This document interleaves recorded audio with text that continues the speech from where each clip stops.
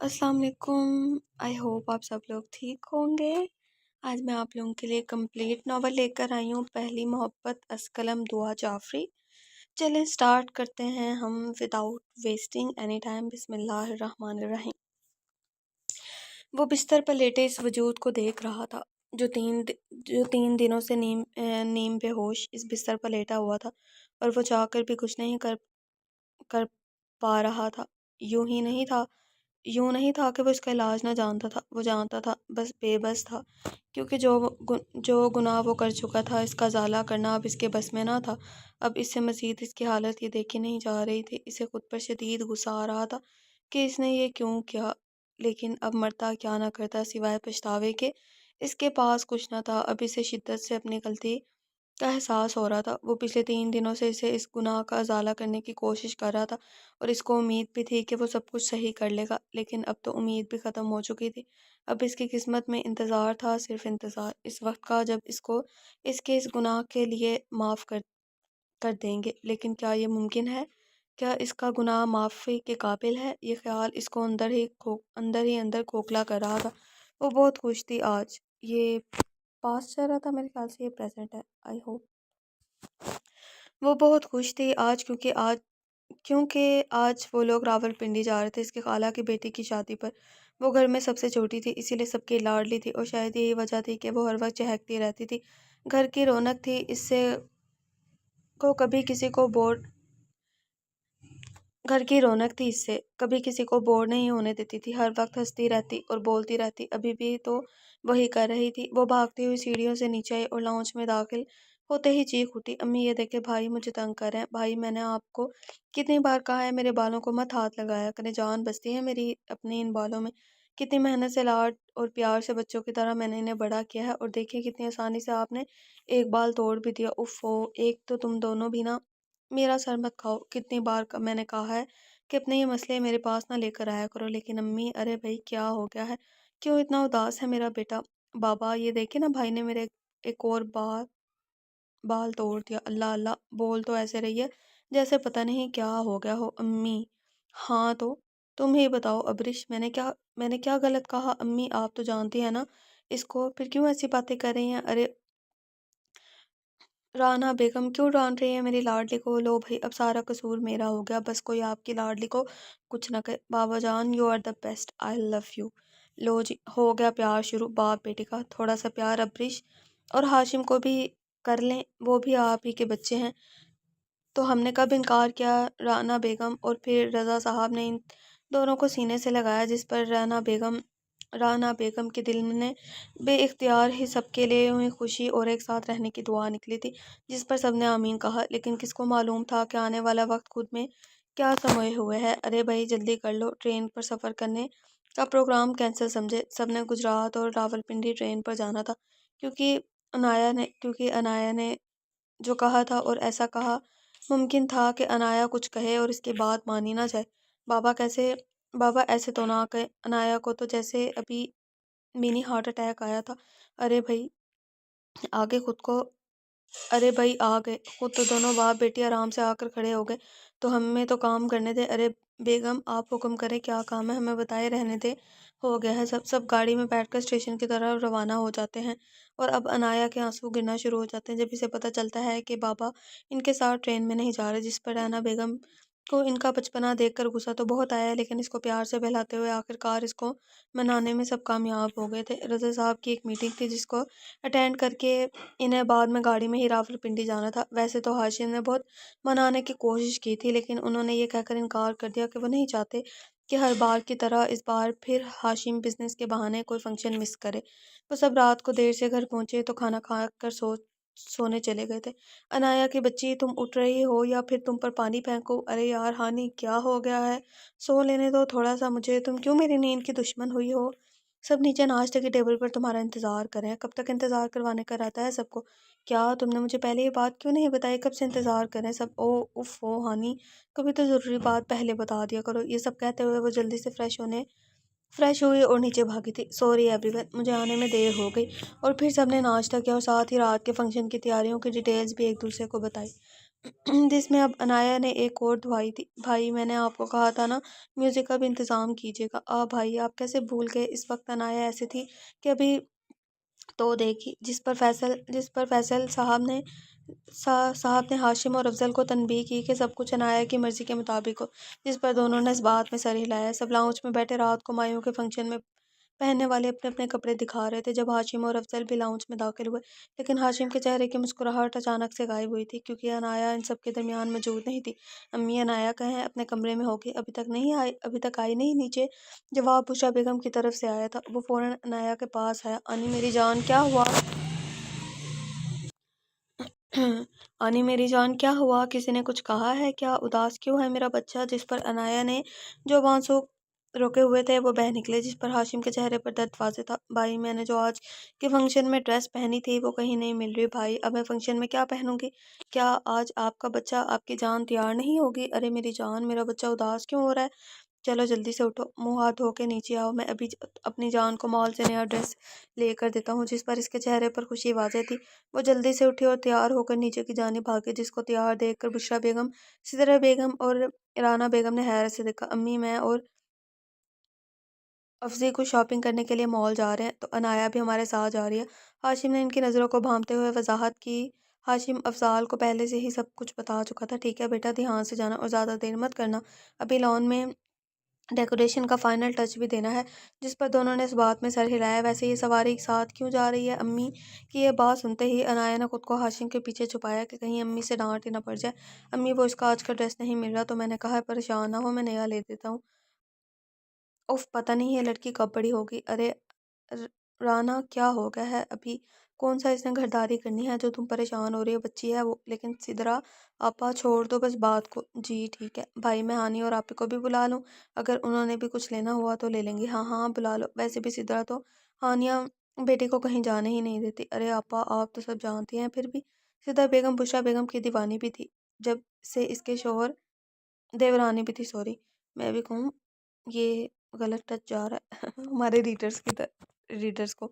जब से इनके शोहर कैसर साहब का इंतकाल हुआ था, तब से वो बुशरा बेगम और फैसल साहब के साथ ही रहती थी, जिन्होंने कभी इनको या हानिया को किसी चीज़ की कमी नहीं आने दी थी।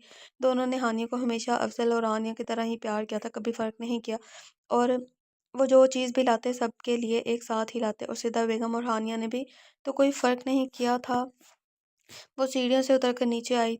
आती हुई लाउंज में बैठे तमाम लोगों की मुतवज्जा तवज्जा का मरकज़ बन रही थी। वो सुर्ख इम्तियाज़ के पीले जोड़े में बालों की फ्रंट चुटियाँ बनाए, कानों में बालियाँ पहने अपनी मासूमियत को चिलकाए आसमान से उतरी किसी परी से कम नहीं लग रही थी। माशाअल्लाह, अल्लाह नज़र बद से महफूज रखे, नेक रखे हो, नेक नसीब करे। सबने इसको देखते ही ज़बान में कहा था, एक ज़बान में कहा था, और फिर सब बाहर लाउंज में चले गए। हानी जी, अफजल भाई जाओ, अनाया और अब्रिश के साथ जाकर रानियों को नीचे ले आओ ताकि रस्म शुरू हो। पास खड़ी बारिश खुद को अफजल की पास खड़ी अब्रिश खुद को अफजाल की नज़रों के हिसार में महसूस करती सटपटाई और इधर उधर देखने लगी। सांस तो तब बहाल हुई जब इर्द गिर्द कोई ना था। जी जी भाई, हम अभी लाए, वो ये कहते ही आनिया के कमरे की जानी बढ़ गई। कुछ देर बाद आनिया इन दोनों के हमरा लॉन में दाखिल हुई। हल्के पीले रंग का ही पाँव तक आता फ्रॉक में बालों की ढीली चुटिया बनाए, वो नजर लग जाने की हद तक प्यारी लग रही थी। कानों में बालियां फ्रॉक पर हुए गोल्डन रंग के काम से बिल्कुल मैच कर रही थी। रानिया को लाकर स्टेज पर बिठा दिया गया, जहां पर सबने इसको उपटन लगाया, और अनाया ने इसको तंग करने में कोई कसर न छोड़ी थी, जिससे तंग आके इसने अफजल भाई को फंक्शन ख़त्म करने के लिए कहा था। जिस पर अनाया और हानिया खूब पिटी थी, क्योंकि उन्होंने भी डांस भी करना था, लेकिन आखिर इनको सबके आगे हार मानना पड़ा। कोई बात नहीं हानि, तुम कल जी भर के डांस कर लेना, किसी ने हानि के कान में सरगोशी की थी, जिस पर वो सटपटा के रह गई। क्या हुआ? डर की हानिया फौरन मुड़ी, लेकिन खुद को हाशिम की शरारत भरी नज़रों के हिसार में महसूस करती वहां से भागी थी, जिसकी इस अदा पर हाशिम बस इसको जाता देखकर मुस्कुरा कर रह गया था। और सब पूरा दिन मेहंदी के फंक्शन की तैयारियों में मसरूफ रहे, किसी को भी एक दूसरे से बात करने की फुर्सत ना मिली, और आखिर वो घड़ी आ ही गई जिसके लिए सब मुंतजिर थे। सब सब्ज रंग के इम्तियाजी लिबास पहने एक से बढ़कर एक लग रहे थे। ये अनाया की ख्वाहिश थी कि शादी पर सब थीम के मुताबिक कपड़े पहनेंगे। घर की तमाम खवातीन ने मुख्तलिफ डिज़ाइनर की गोल्डन इम्तियाज की सब्ज रंग की खजूरें शलवार खजूर ये खजूरी शलवार कौन सी होती हैं? पटियाला शलवार? अगर आप लोगों को पता हो तो कमेंट में बताना मुझे, ठीक है। और घुटनों तक आती कमीज पहनी थी और मर्दों ने सब्ज रंग के कुर्ते और सफ़ेद रंग की शलवारें जेबतन की हुई थी, जिनमें सबसे बढ़ के सबसे एक बढ़ के एक लग रहे थे। सबकी नज़रें लॉन में आने वाले घर के दरवाजे की जानिब थी, जहाँ से अब्रिश, अनाया और हानिया रानिया को लेकर लॉन में दाखिल हुई थी। अच्छा, ये जो अब्रिश है वो अफजल की, मतलब मुझे लगता है मंगेतर है, या इन दोनों का कोई सीन है। और जो हानिया हानिया का वो जो उसका भाई है, अब्रि अनाया का भाई जो है, मुझे लगता है। खैर, आगे जाके देखते हैं क्या होता है। रानिया को लिए लॉन में दाखिल हो रही थी। गोल्डन मोती और पीले रंग के इम्तियाज सब्ज रंग के लहंगे में हल्का सा मेकअप किया, कानों में गोल्डन झुमकियां पहने आज भी वो सबकी नज़रों का मरकज थी। रानिया को स्टेज पर बिठाने के बाद सबने रस्म करना शुरू किया। थोड़ी देर बाद हाशिम की अहम कि सब ने सबको अपनी तरफ मुतवज्जा किया। जी हाशिम बेटा, कोई काम था क्या? नहीं अम्मी जान, कल कुछ लोग बहुत उदास हो गए थे क्योंकि इनको डांस करने का मौका नहीं मिला था, तो मैंने सोचा आज मौका दे देते हैं। हाशिम की इस बात पर हानिया ने नज़रें घुमाई थी। जी जी, क्यों नहीं, आप गाना लगवा दो। फिर हानिया और रानिया ने बहुत अलग-अलग परफॉर्म किया और अब दोनों ने मिलकर डांस करना शुरू किया और साथ ही रानिया को भी खींचकर स्टेज पर आई थी। फिर सबने मिलकर डांस किया, लेकिन हानिया खुद को किसी की नज़रों के आसार में महसूस करती रही। साइड पर हाशिम की नज़रों से खुद को छुपाती हुई खड़ी हो गई और यही हाल दूसरी जानिब खड़ी अब्रिश का भी था। वैसे तो अब्रिश को डांस करना नहीं आता था, लेकिन हानिया और अनाया के खींचने पर इसको मजबूरन सबके साथ डांस करना पड़ा। लेकिन अफजाल की आंखें इसको बेचैन कर रही थी, लेकिन वो इसको कुछ कह भी नहीं सकती थी क्योंकि वो हक से देख रहा था। फंक्शन खत्म होने के बाद सब अपने अपने कमरों में चले गए। रात के किसी पैर अब्रिश की भूख से आंख खुली तो कमरे में अनाया को ना पाते हुए परेशान होकर कमरे से बाहर आ गई। नीचे आई तो नजर लॉन में टहलती हुई अनाया पर गई थी। हाथ में चाय के 2 मग लिए वो लॉन में दाखिल हुई, लेकिन अनाया को अपनी मौजूदगी से बेखबर पाते हुए परेशान हुई। क्या हुआ अनाया? चाय का मग अनाया की तरफ बढ़ाते हुए पूछा, जिस पर अनाया, जो कब से आसमान को देख रही थी, इसकी तरफ मुड़ी। आप या आपका भाई?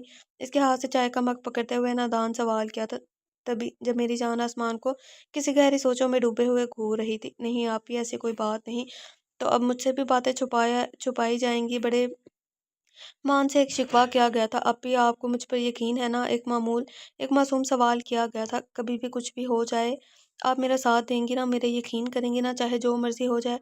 अनाया के ये सवाल ने अब्रिश को उलझा दिया था, मगर वो इन सब बातों के पीछे की वजह समझने से कासिर थी। क्या हुआ मेरी जान, आज अचानक से ये सब क्यों पूछ रही हो? आप ही पहले मेरे सवालों का जवाब दे। हाँ मेरी जान, मुझे तुम पर ये पूरा यकीन है, लेकिन ये सब आज आज क्यों?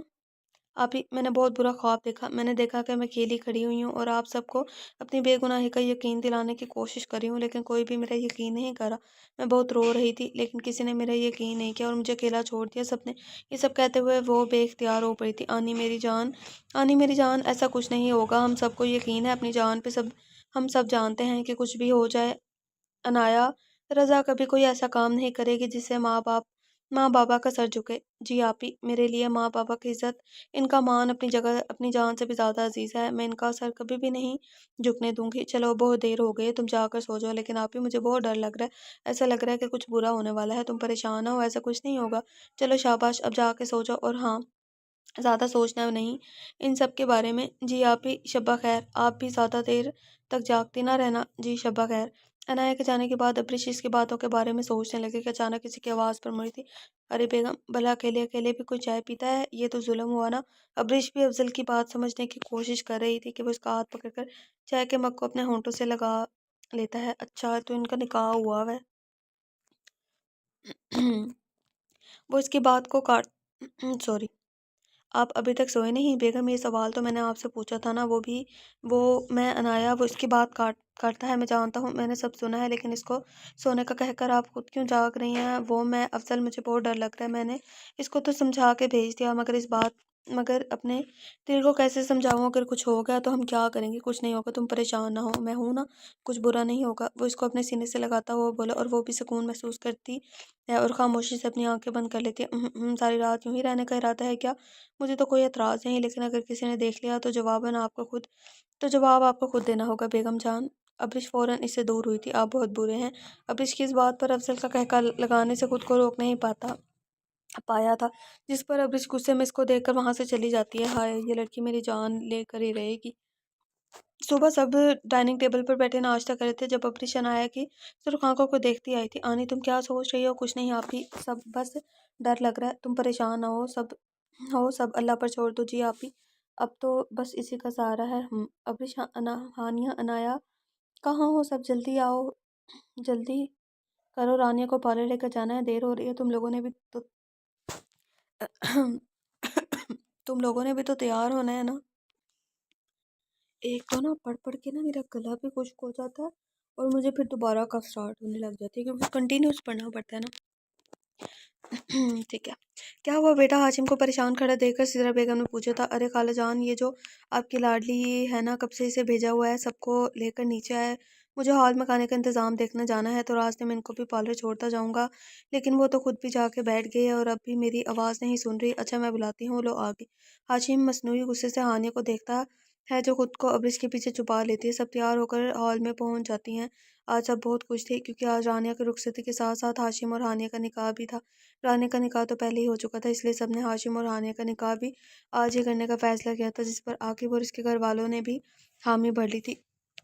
फ़ाइज़ा बेगम फैसल साहब की इकलौती बहन थी, जिनकी इकलौती औलाद आकिब था, जिसका निकाह वो पहले ही रानिया के साथ कर चुके थे। और आज रानिया की बारात वाले दिन सबने हाशिम और हानिया के निकाह का फैसला किया था, जिस पर सबने खुशी का इजहार किया था। फंक्शन का आगाज़ हो चुका था, सब बहुत खुश दिखाई दे रहे थे। वैसे तो बुशरा बेगम बेटी को की रुखसती का सोचकर उदास हो गई थी, लेकिन इनको यकीन था कि फ़ाइज़ा बेगम और आकिब इसको बहुत खुश रखेंगे। इन सब बहन भाइयों का प्यार ही बहुत था आपस में। वो एक दूसरे को और इनकी खुशियों को, इनकी औलाद को जान से भी ज़्यादा अजीज रखते थे। कभी बच्चों में कोई कभी फ़र्क नहीं किया था।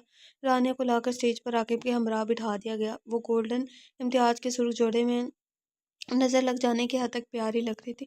छोटी मम्मा, मौलवी साहब आ गए, आप हानिया को बुलाएं। अफजाल ने आकर सिदा बेगम को इतला दी थी, गोया निकाह शुरू करने का कहा था, जिस पर हाशिम ने मशकूर नज़रों से इसे देखा था। अनाया हानिया को लेकर स्टेज की तरफ आ रही थी। क्रीम कलर का गोल्डन रंग से पुर पुर इम्तियाज पाँव तक आती फ्रॉक में बालों को हल्का सा कर्ल करके कमर पर फैलाए हुए गोल्डन कलर के झुमके जो बार बार इसके गर्दन को चूम रहे थे। वो वक्त अपनी वो इस वक्त अपनी खूबसूरती से किसी को भी अपना दीवाना बना सकती थी। हानि भी आज जैसे हाशिम की जान लेने के सारे मंसूबे बनाकर तैयार हुई थी। वो सफ़ेद रंग के गरारे कुर्ती में नफासत से बालों को आधा खुला छोड़े घूंघट ओढ़े हाशिम की जल्दी आ रही थी। जैसे जैसे वो हाशिम की तरफ हाशिम हाशिम की तरफ आ रही थी, जैसे जैसे वो हाशिम की तरफ कदम बढ़ा रही थी, हाशिम को यूं लग रहा था जैसे वो खुद पर काबू खोता जा रहा हो। फिर दोनों का निकाह पढ़ाया गया और दोनों ने एक दूसरे की जानिब देखकर मोहब्बत और वफा के बहुत से वादे किए थे। इस वक्त सब स्टेज पर रस्मों में मसरूफ थे। मेहमान ज़्यादातर जा चुके थे, अब सिर्फ घर के अफराद ही मौजूद थे। अचानक से हाशिम को एक फ़िक्र ने आन गिरा था, क्योंकि इसको अनाया कहीं भी नज़र नहीं आ रही थी, लेकिन वो ये बात सबको बता के परेशान नहीं करना चाहता था, इसलिए खुद ही सब इसको इधर-उधर तलाश करने लगा। लेकिन इसकी परेशानी ज़्यादा देर तक छुपी ना रह सकी, क्योंकि जल्द ही सबने अनाया की कमी को महसूस कर लिया था। सबने अनाया को तलाश करना शुरू कर दिया, लेकिन किसी को भी अनाया कहीं नहीं मिली। अब सबकी परेशानी में इज़ाफ़ा हो चुका था, क्योंकि अनाया को देखे 2 घंटे गुज़र चुके थे। लेकिन इसका कहीं पता नहीं चल रहा था। अचानक हाशिम की नज़र अम्मी पर पड़ी। वो जल्दी से इनकी तरफ भागा, क्योंकि वो बस गिरने ही वाली थी। सब अभी भी हॉल ही में मौजूद थे और इस वक्त सब राना बेगम के गिर्द खड़े थे। जब हॉल में दाखिल हुई तो इसको कुछ समझ नहीं आ रहा था कि वो किस तरह सबको बताए जो इसके साथ हुआ।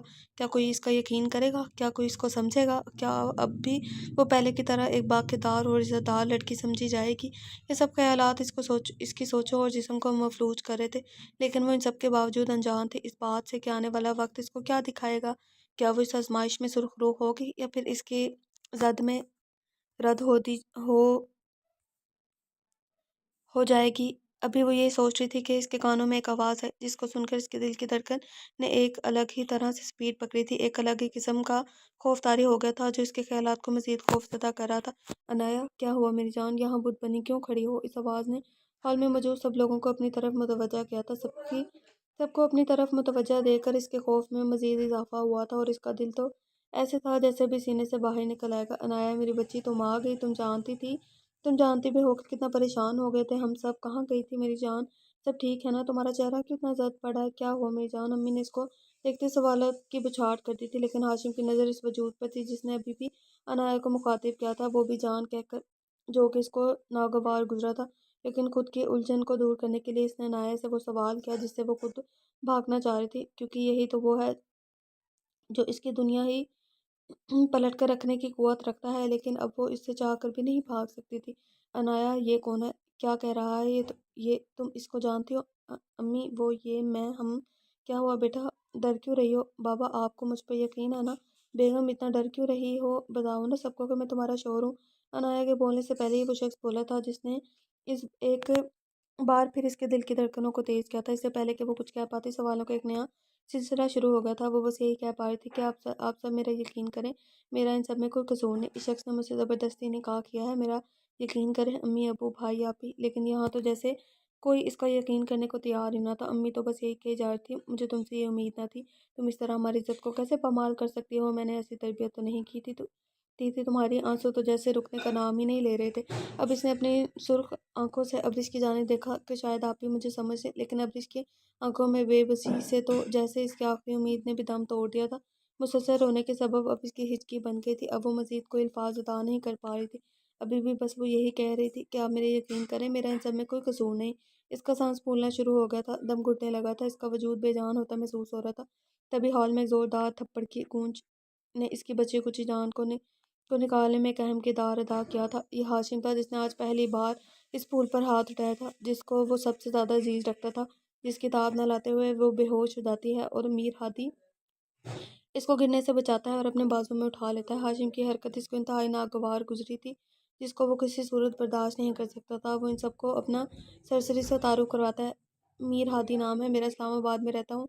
मीर ग्रुप ऑफ कंपनीज का इकलौता वारिस हूँ। ये सब इसलिए बता रहा हूँ कि अगर कभी आपको आपकी बेटी की याद आए तो आप इसे मिल सकते हैं। हाशिम गुस्से में इससे कहता है कि अब हमारा तुम दोनों से कोई ताल्लुक नहीं, इसलिए तुम कौन हो, कहाँ रहते हो, हमें इससे कोई गर्ज नहीं, लिहाजा बेहतर होगा यहाँ से चले जाओ। मीरा आदि खामोश हो जाता है और इन सब से तमाम ताल्लुकात ख़त्म करता वो बेहोश पड़ी अब अनाया को सबसे हमेशा के लिए अपनी हमेशा के लिए दूर अपनी दुनिया में ले जाता है। लेकिन जाते वक्त वो जो अल्फाज कहकर जाता है वो इन सबको सोचने पर मजबूर कर देता है। मैं तो जा रहा हूँ अपनी बीवी को यहाँ से लेकर, लेकिन जिस दिन आप सब लोगों को हकीकत से आशना होंगे तो इस दिन को सोच कर बहुत पछताएंगे।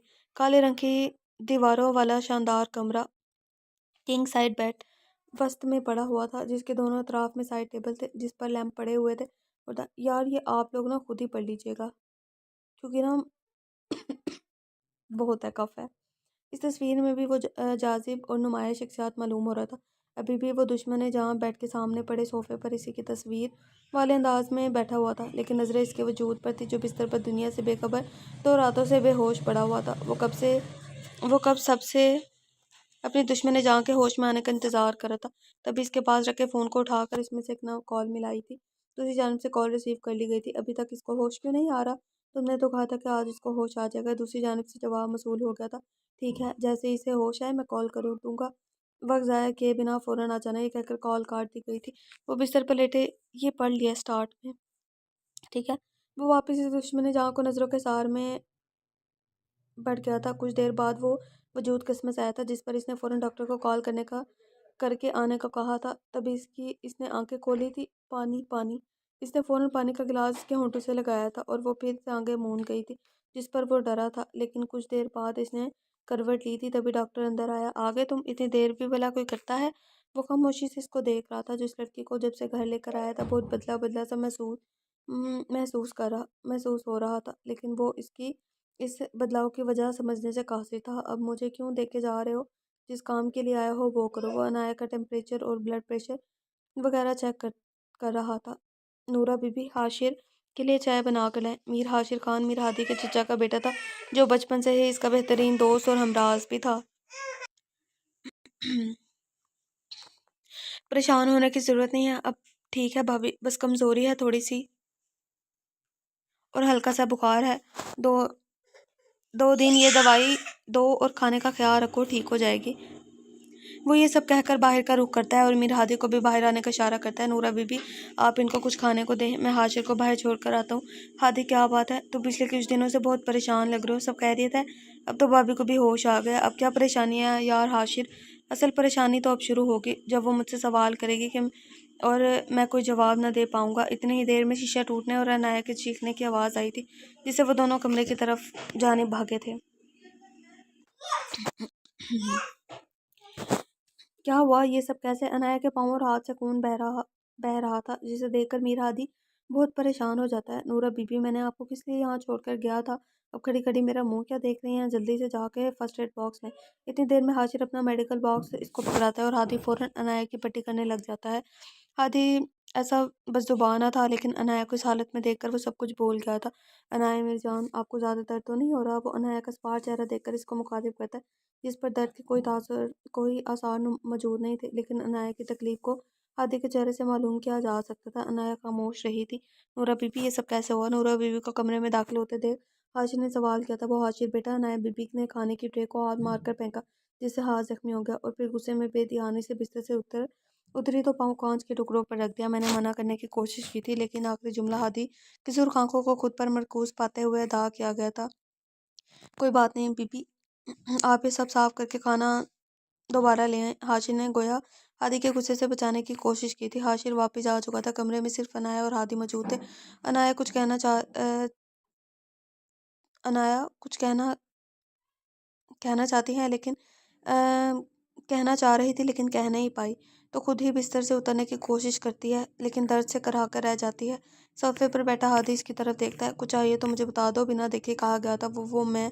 इसकी जानिब हैरानी से देखकर डरते हुए कुछ कहने की नाकाम कोशिश कर गई थी। डरो नहीं, मैं कहा नहीं जाऊंगा तुम्हें जाने मीर। ध्यान अब फोन से हटाकर इसकी तरफ कर दिया गया था। वो मुझे वॉशरूम जाना है। एक ही झटके में वो तेज से जुमला अदा एक एक ही झटके में तेजी से जुमला अदा किया गया था। अच्छा, मैं लेकर जाता हूँ, बिस्तर से ना उतरो, दर्द बढ़ जाएगा। गोया इसकी परवाह की गई थी और अनाया के पास आता है और इसके बाजू में उठाने लगता है। ये क्या करें आप? गुस्से में भी इसको इसकी इज्जत से पुकारना नहीं भूली थी। मैं खुद चल के जा सकती हूँ, आप बस मुझे सहारा दे दें। हादी की आंखों में हल्की सी चमक आई थी, जिसे किसी ने महसूस करने से पहले ही इसने गायब कर लिया था। अनाया चलने की कोशिश करती है, लेकिन दर्द की शिद्दत इसको इजाज़त नहीं देती और वो गिरने लगती है। हादी फौरन इसको बाजू में उठा लेता है। चेहरे पर संजीदगी नुमाया थी। अनाया भी कुछ बात नहीं करती और खुद बाहर दरवाजे के पास खड़ा हो जाता है। मैं दरवाजे पर ही खड़ा हूँ, आवाज़ दे देना। दूसरी तरफ मुकम्मल खामोशी थी। वो भी खामोश हो जाता है। वो अनाया को बिस्तर पर बिठाता है। जब नूरा बीबी इजाज़त पाकर खाने का ट्रे लाकर इन दोनों के पास रखकर चली जाती है। मुझे भूख नहीं है, साफ इनकार किया गया था। आपसे पूछा है किसी ने? दो टूक जवाब दिया गया था। मैं खुद खा लूंगी। गोया हार मान ली हो। हादी के हाथ में नवाला अपनी तरफ बढ़ाता देखकर इसने कहा था, जाने मीर, आपका हाथ जख्मी है। गोया इसको याद दिलाया गया था, जब तक आपका हाथ और पाँव बिल्कुल ठीक नहीं हो जाते इन सब की आदत डालने जाने मीर। मुझे ना तो एक बात को दोहराना बिल्कुल पसंद है और ना ही इनकार सुनता हूँ। मैं संजीदा इंतहाई संजीदगी अंदाज में इसको आशना किया गया था। दोनों तरफ से खामोशी के साथ खाना खाया जाता है। फिर मीर हादिस को दवाई देता है। मुझे नहीं खानी कोई भी मेडिसिन। क्यों का सवाल किया गया था। कड़वी होती है। जब जवाब फौरी आया था, तो एक और सवाल किया गया था, क्या आज आप इसके बाद चॉकलेट देंगे? मासूमियत से नज़रें झुकाकर पूछा गया था। मतलब ना समझी से सवाल गया था।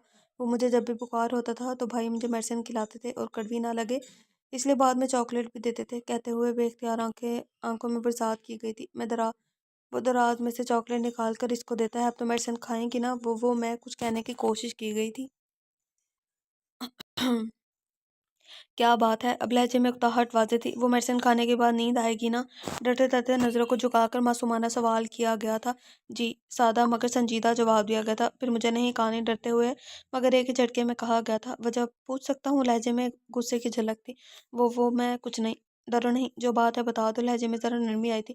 मुझे नमाज पढ़ी है, पता नहीं पहले भी कितनी कज़ा हो चुके हैं। नज़रें झुकाए अफसोस से कहा गया था। वो खामोशी से दुश्मन जहाँ को देखता रहा था, जो हर लम्हे अपनी मासूमियत और सादगी से इसका दिल धड़कने पर मजबूर कर रही थी। ऐसा क्या है इसमें जो मैं ना चाहते हुए भी इसकी तरफ खींचा चला जा रहा हूँ? क्यों मैं खुद पर बन नहीं बांध पा रहा? क्यों ये मुझे हर शय से अजीज होती जा रही है? मैं तो ऐसा कभी ना था। सख्त मिजाज, कमगो और गुस्से का परताला हूँ मैं तो। लेकिन इससे बात करने के बहाने क्यों तलाश कर रहा हूँ? क्यों बार बार इसके करीब जा रहा हूँ? ये मुझे क्या होता जा रहा है? इस दुनिया कुछ में मैंने किया। इसके बाद इसके इसके साथ मैंने क्या कुछ नहीं किया? इसके बाद क्या ये सब ठीक होगा? जो मैंने किया इसने तो इसकी दुनिया ही पलट कर रख दी। क्या इन सब के बाद वो मुझे कबूल कर लेगी? ऐसे बहुत से सवाल थे इसके जहन में, लेकिन जवाब किसी एक का भी नहीं था। वो इन्हीं सोचों में डूबा हुआ था जब अनाया की आवाज़ ने इसको हकीकी दुनिया में वापस लाया था। कुछ कहा क्या जाने मीर, मैं इसको जाने मीर कहता क्यों कहता हूँ।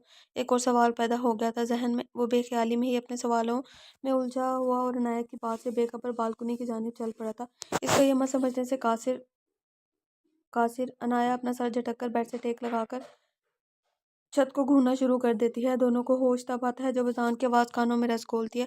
मीरादी फ़ौरन आया के पास आता है। दोनों वज़ू करते हैं और नमाज के लिए क़याम करते हैं। आपने दुआ नहीं मांगी? मीरादी को खड़ा होते देखते अनाया ने बेख्तियार सवाल किया था। कहते हैं दूसरों का दिल दुखाने वालों की दुआएं कबूल नहीं होती, और मैं तो बहुत लोगों को तकलीफ दी है, क्या मेरी भी दुआ कबूल हो सकती है भला? आंखों में मायूसी वाज़ेह थी। मायूसी गुनाह है, अल्लाह को नहीं पसंद, और इसने तो तौबा का दरवाज़ा हमेशा खुला रखा है। बस नियत पाक हो। वो तो कहता है कि तुम मुझे पुकारो, मैं तुम्हारी पुकार का जवाब दूंगा। तो भला वो अपने बंदों को अकेला कैसे छोड़ सकता है? एक एक लफ्ज़ से उम्मीद झलक रही थी, लेकिन वो ये भी कहता है ना कि जब तक बंदे माफ़ नहीं करेंगे तो मैं भी नहीं करूँगा। दूसरी जानिब खामोशी थी। तो क्या तुम मुझे माफ़ कर दो कि वो आए हैं पशिमा लाश पर अब? तुझे है ज़िंदगी लाऊं कहाँ से? अनाया के शेर ने मीर हादी को गहरी सोच में मुब्तला कर दिया। अब इसके लिए अनाया का सामना करना दुश्वार हो गया था। वो नूरा बीबी को अनाया का ख्याल रखने का कहकर खुद घर से बाहर चला जाता है। बेख्तियार ही वो गाड़ी एक दरवाजे के सामने रोकता है और इस दरवाजे को गौर से देखता है, जिसको जैसे इसको यकीन हो के इसके हर सवाल का जवाब यहाँ से मिल जाएगा। ये हाशिर का हॉस्पिटल था। इन दोनों का ताल्लुक बचपन से ही ऐसा था। जब लगता कि सब दरवाजे बंद हो गए हैं तो भी यकीन होता कि वो सब समझ जाएगा। वो रात को देर से घर आया था, लेकिन कमरे की लाइट जल्दी देखकर हैरान हुआ था। तो वो तो ये सोच रहा था कि वो सो चुकी होगी, लेकिन अगर इसने कोई सवाल किया तो मैं क्या जवाब दूंगा। इसी सोच में गुम वो हिम्मत करके कमरे में दाखिल हुआ। अभी तक सोई नहीं, बिना देखे सरसरी सा पूछा था। वो मुझे आपसे कुछ बात करनी है। झिझकते हुए बमुश्किल अल्फाज अदा किए गए थे। बहुत रात हो चुकी है, सो जाएं। अगर इसने वही सब पूछ लिया तो इग्नोर करो Mir Hadi, you can do it. वो बिस्तर पर मुंह दूसरी जानिब करके लेट जाता है और अपने ख्यालों में खो जाता है। कुछ देर बाद अनाया हिम्मत बांध कर इसको पुकारती है। मुझे डर लग रहा है, प्लीज़ मेरी तरफ मुंह कर ले। मीर फौरन इसकी तरफ करवट ले लेता है। क्या हुआ? पता नहीं, बस डर लग रहा है कि कहीं वो यहाँ ना आ जाए। ऐसा कुछ नहीं होगा, बिला वजह परेशान ना हो, यहाँ कोई नहीं आ सकता। जी, मैं आपका हाथ पकड़ लूँ? मुझे बहुत डर लग रहा है। पता नहीं कितने ख्यालों को झटक कर, कितनी हिम्मत जुटाकर वो ये अल्फाज अदा कर पाई थी। वो फौरन इसका हाथ पकड़ लेता है। चलो अब सो जाओ। और मेडिसिन खाई थी ना? कि नहीं? नहीं।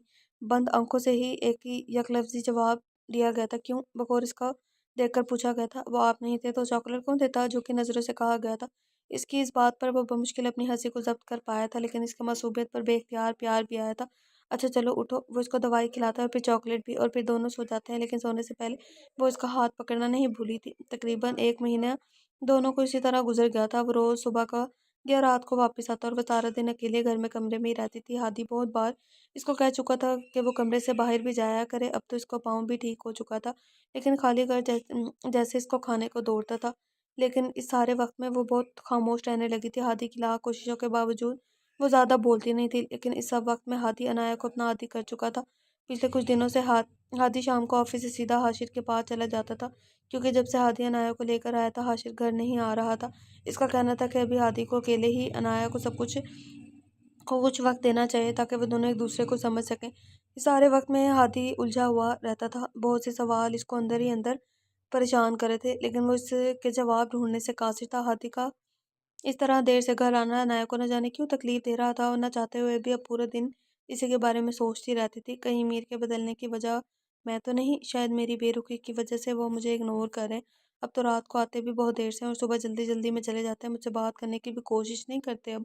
पहले तो बार बार किसी न किसी बहाने से मुझसे बात कर किया करते थे, लेकिन मैं भी तो पागल हूँ ना। जब वो बात करते थे तब जवाब नहीं देती थी मैं, और अब जब बात नहीं करते तो मुझे बुरा क्यों लग रहा है? क्या यही है वो निकाह की ताकत जिसके बारे में मम्मा बात करती थी? क्या सच में मुझे इनसे मोहब्बत होने लगी है? नहीं, ऐसा नहीं हो सकता। लेकिन क्यों नहीं हो सकता? वो शोर है मेरे।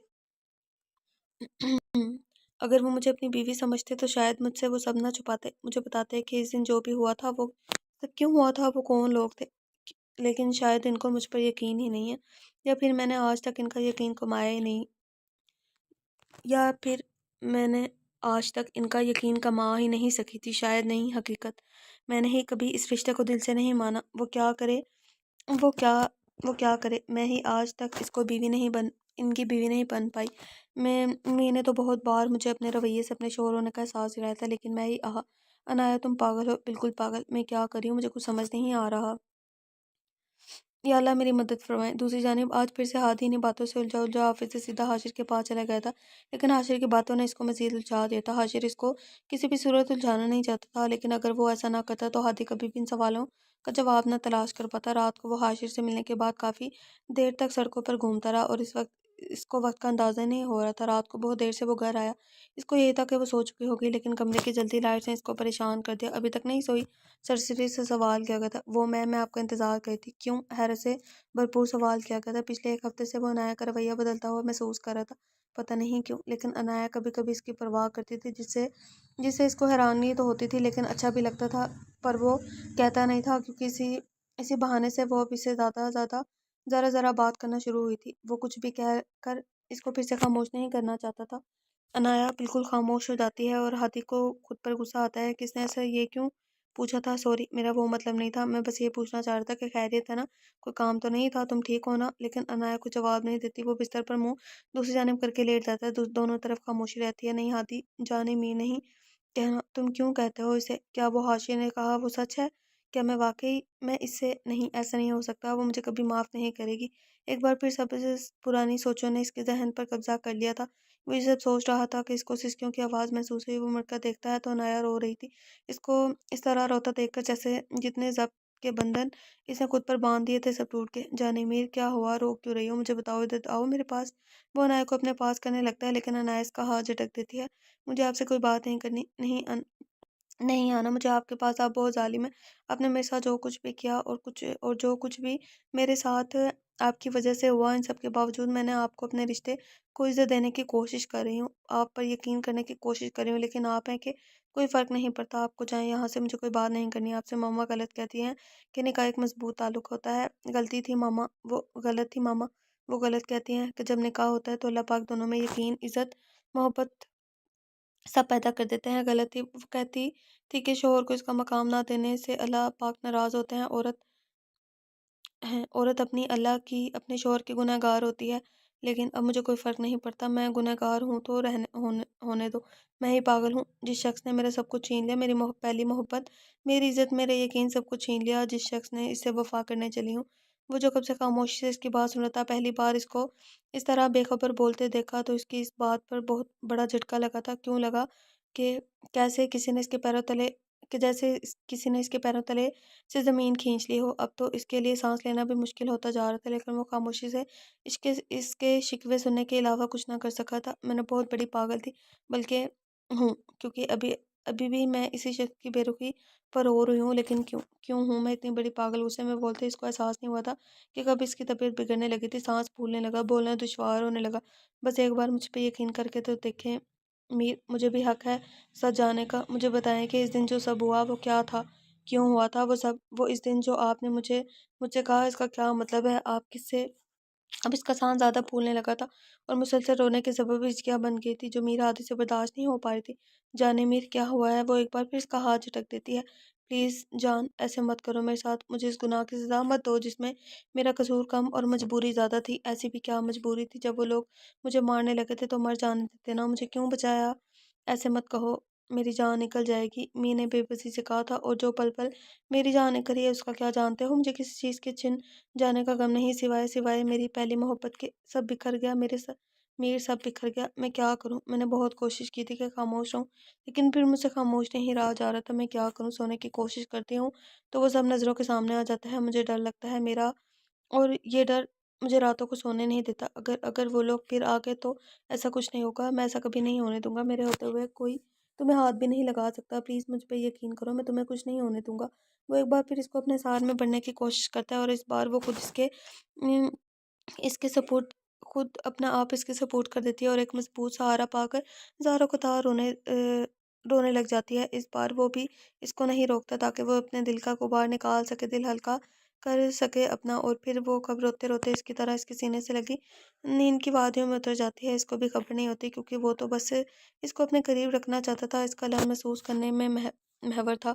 वो सारी रात ऐसे ही इसके बाजू में सोई रही, और वो इसको देखता रहा और कितनी बातों को सोचता रहा, लेकिन एक लफ्ज़ ऐसा था जिसकी सांसों को हमंग कर रहा था। पहली मोहब्बत, कहीं मैंने सच में कुछ गलत तो नहीं कर दिया? क्या ये सच में किससे मोहब्बत करती थी? लेकिन किससे? क्या ये सब मुझे अपनाएगी, या फिर ये सब ये भी सबकी तरह मुझे अकेला छोड़कर चली जाएगी?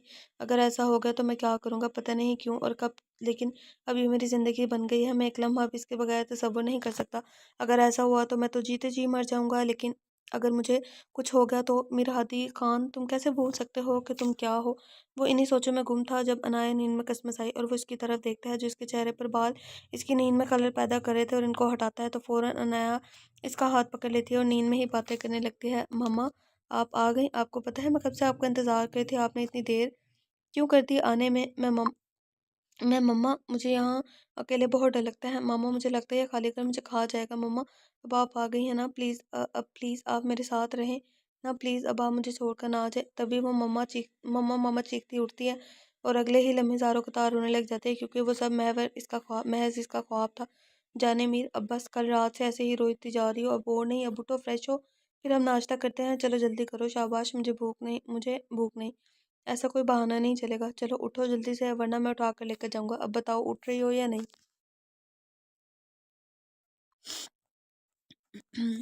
पहले तो वो खामोशी से इसको देखती रही, जैसे इसमें खो सी जाती है। फिर इसको अपनी तरफ बढ़ता देखकर अपने ख्याल से टकर वॉशरूम में घुस जाती है। वो इसकी इस अदा पर बमुश्किल अपनी हंसी को रोकता है।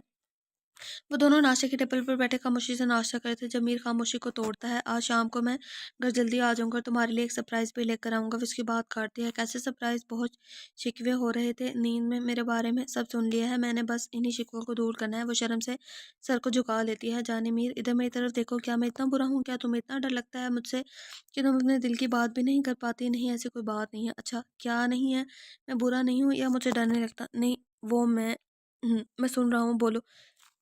मैं मेरा हो गया, मैं आपका लैपटॉप और फाइल्स लेकर आती हूँ। वो अनाया का घबराना महसूस कर लेता है, इसीलिए कुछ नहीं कहता।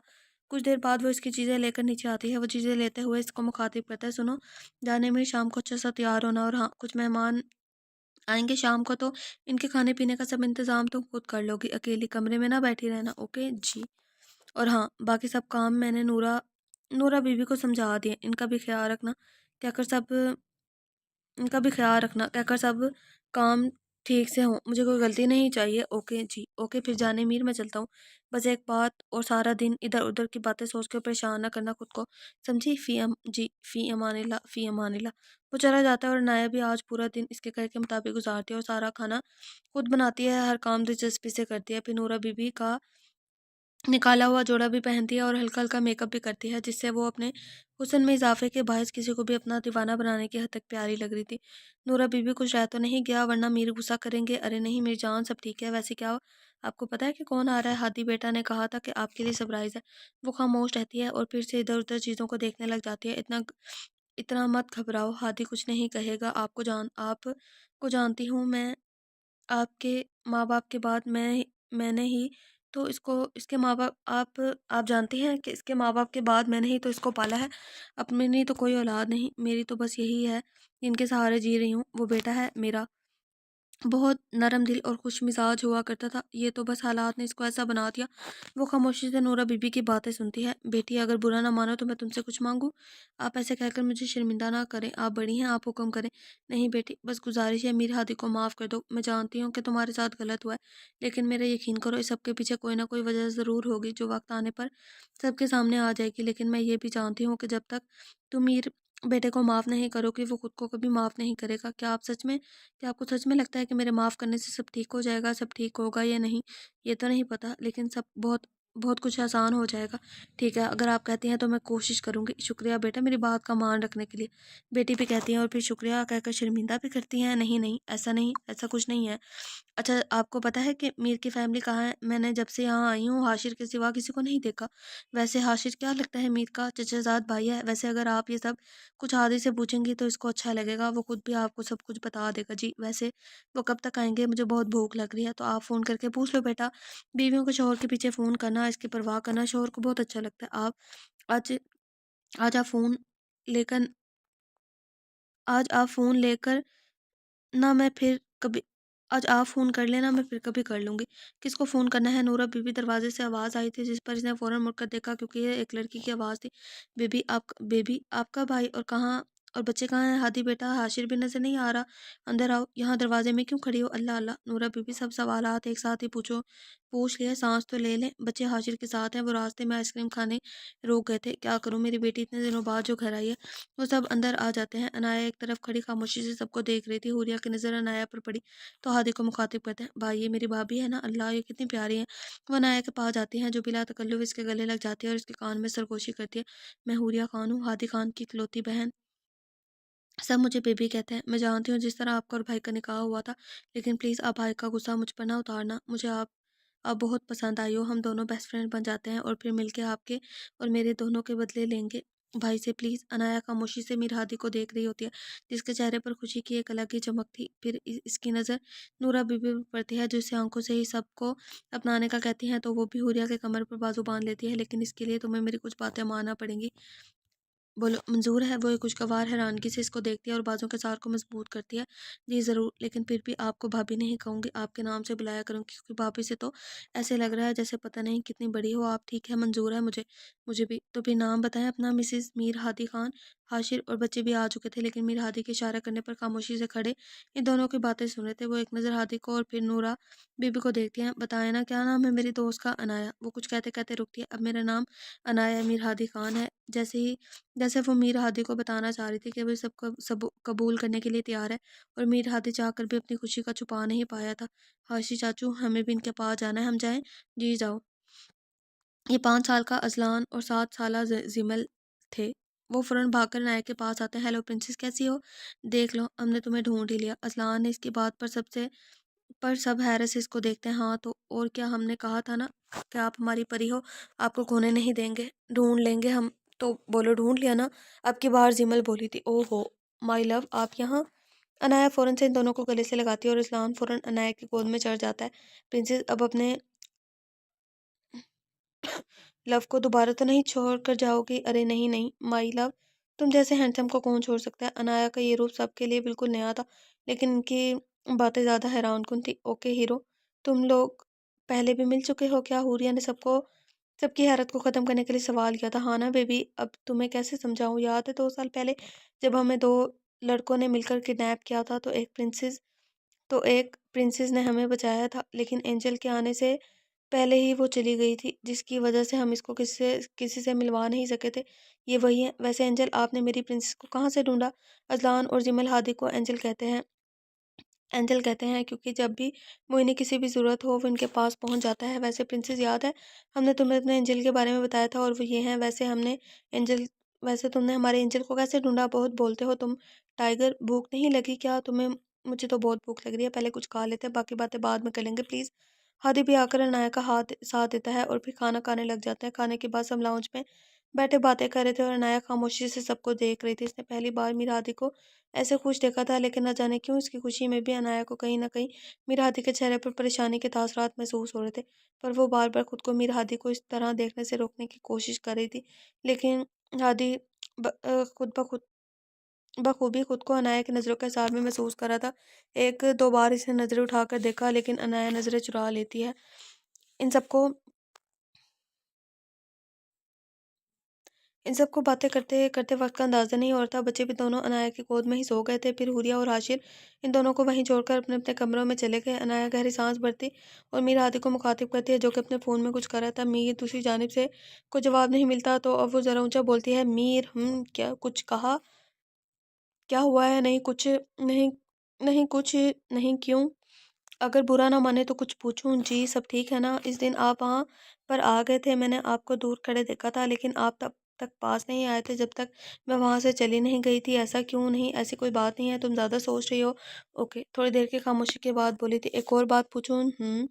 आपने मुझे कभी भी अपनी फैमिली के बारे में कुछ क्यों नहीं बताया? मेरे जहन में बहुत से सवाल आते हैं, ये सब कहाँ थे? और आज अचानक वो इसकी बात को काटता है। जाने मीर, सारे सवाल एक साथ ही पूछ लोगे क्या? पहले बच्चों को इनके कमरे में छोड़ाएं, फिर बात करेंगे। ये कहकर जिमल को अनाया की गोद से उठा लेता है। इससे पहले कि वो कुछ कहे, अनाया बोल पड़ती है, इस्लान को मैं उठा लूंगी, और फिर दोनों इनको कमरों में लिटाकर अपने कमरे में आ जाता है। अब बताएं। कमरे में आते ही अनाया बेड पर बैठकर मीर को मुखातिब करती है, पहले मैं चेंज करके फ्रेश हो जाऊँ, बहुत थका हुआ हूँ। जी। अनाया मीर की नज़रों में उदासी महसूस करती है, लेकिन आज सब कुछ जानने का इसका इरादा डगमगा जाता है। मीर चेंज करने चला जाता है और अनाया खुद से बातें करती है, ये इतना उदास क्यों? हो गया है? कहीं मैंने कुछ गलत तो नहीं किया पूछ कर? अच्छा, आते हैं तो देखती हूँ, अगर उन्होंने खुद बता दिया तो ठीक, वरना दोबारा नहीं पूछूँगी। मीर चेंज चेंज करके आता है तो नायक कुछ कहने से पहले ही बोल पड़ता है, चेंज करके फ्रेश हो जाओ, फिर बात करेंगे। थक गई हूँ मैं। अभी कितना पड़ा है? 63 पेजेस हुए हैं। अभी 100 पेजेस पड़े हैं। उफ। वो भी खामोशी से चली जाती है, लेकिन जब वापसी आती है तो मीर को सोता हुआ पाती है और मीर को आवाज़ देती है, लेकिन वो गहरी नींद में सो चुका था। फिर खुद ही इसके सर के नीचे सरहाना सही करके इसके बिस्तर सही करते खुद भी सो जाती है। जब से सब घर में इकट्ठे हुए थे, अनाया बहुत खुश रहने लगी थी। वो भी इन सब से मिलकर शरारतें करती थी और सबको जानने लगी थी। आहिस्ता आहिस्ता इसके घर की बहुत सारी बातें पता चलती जा रही थी, जैसे कि हाशिर और हुरिया का निकाह हो चुका है।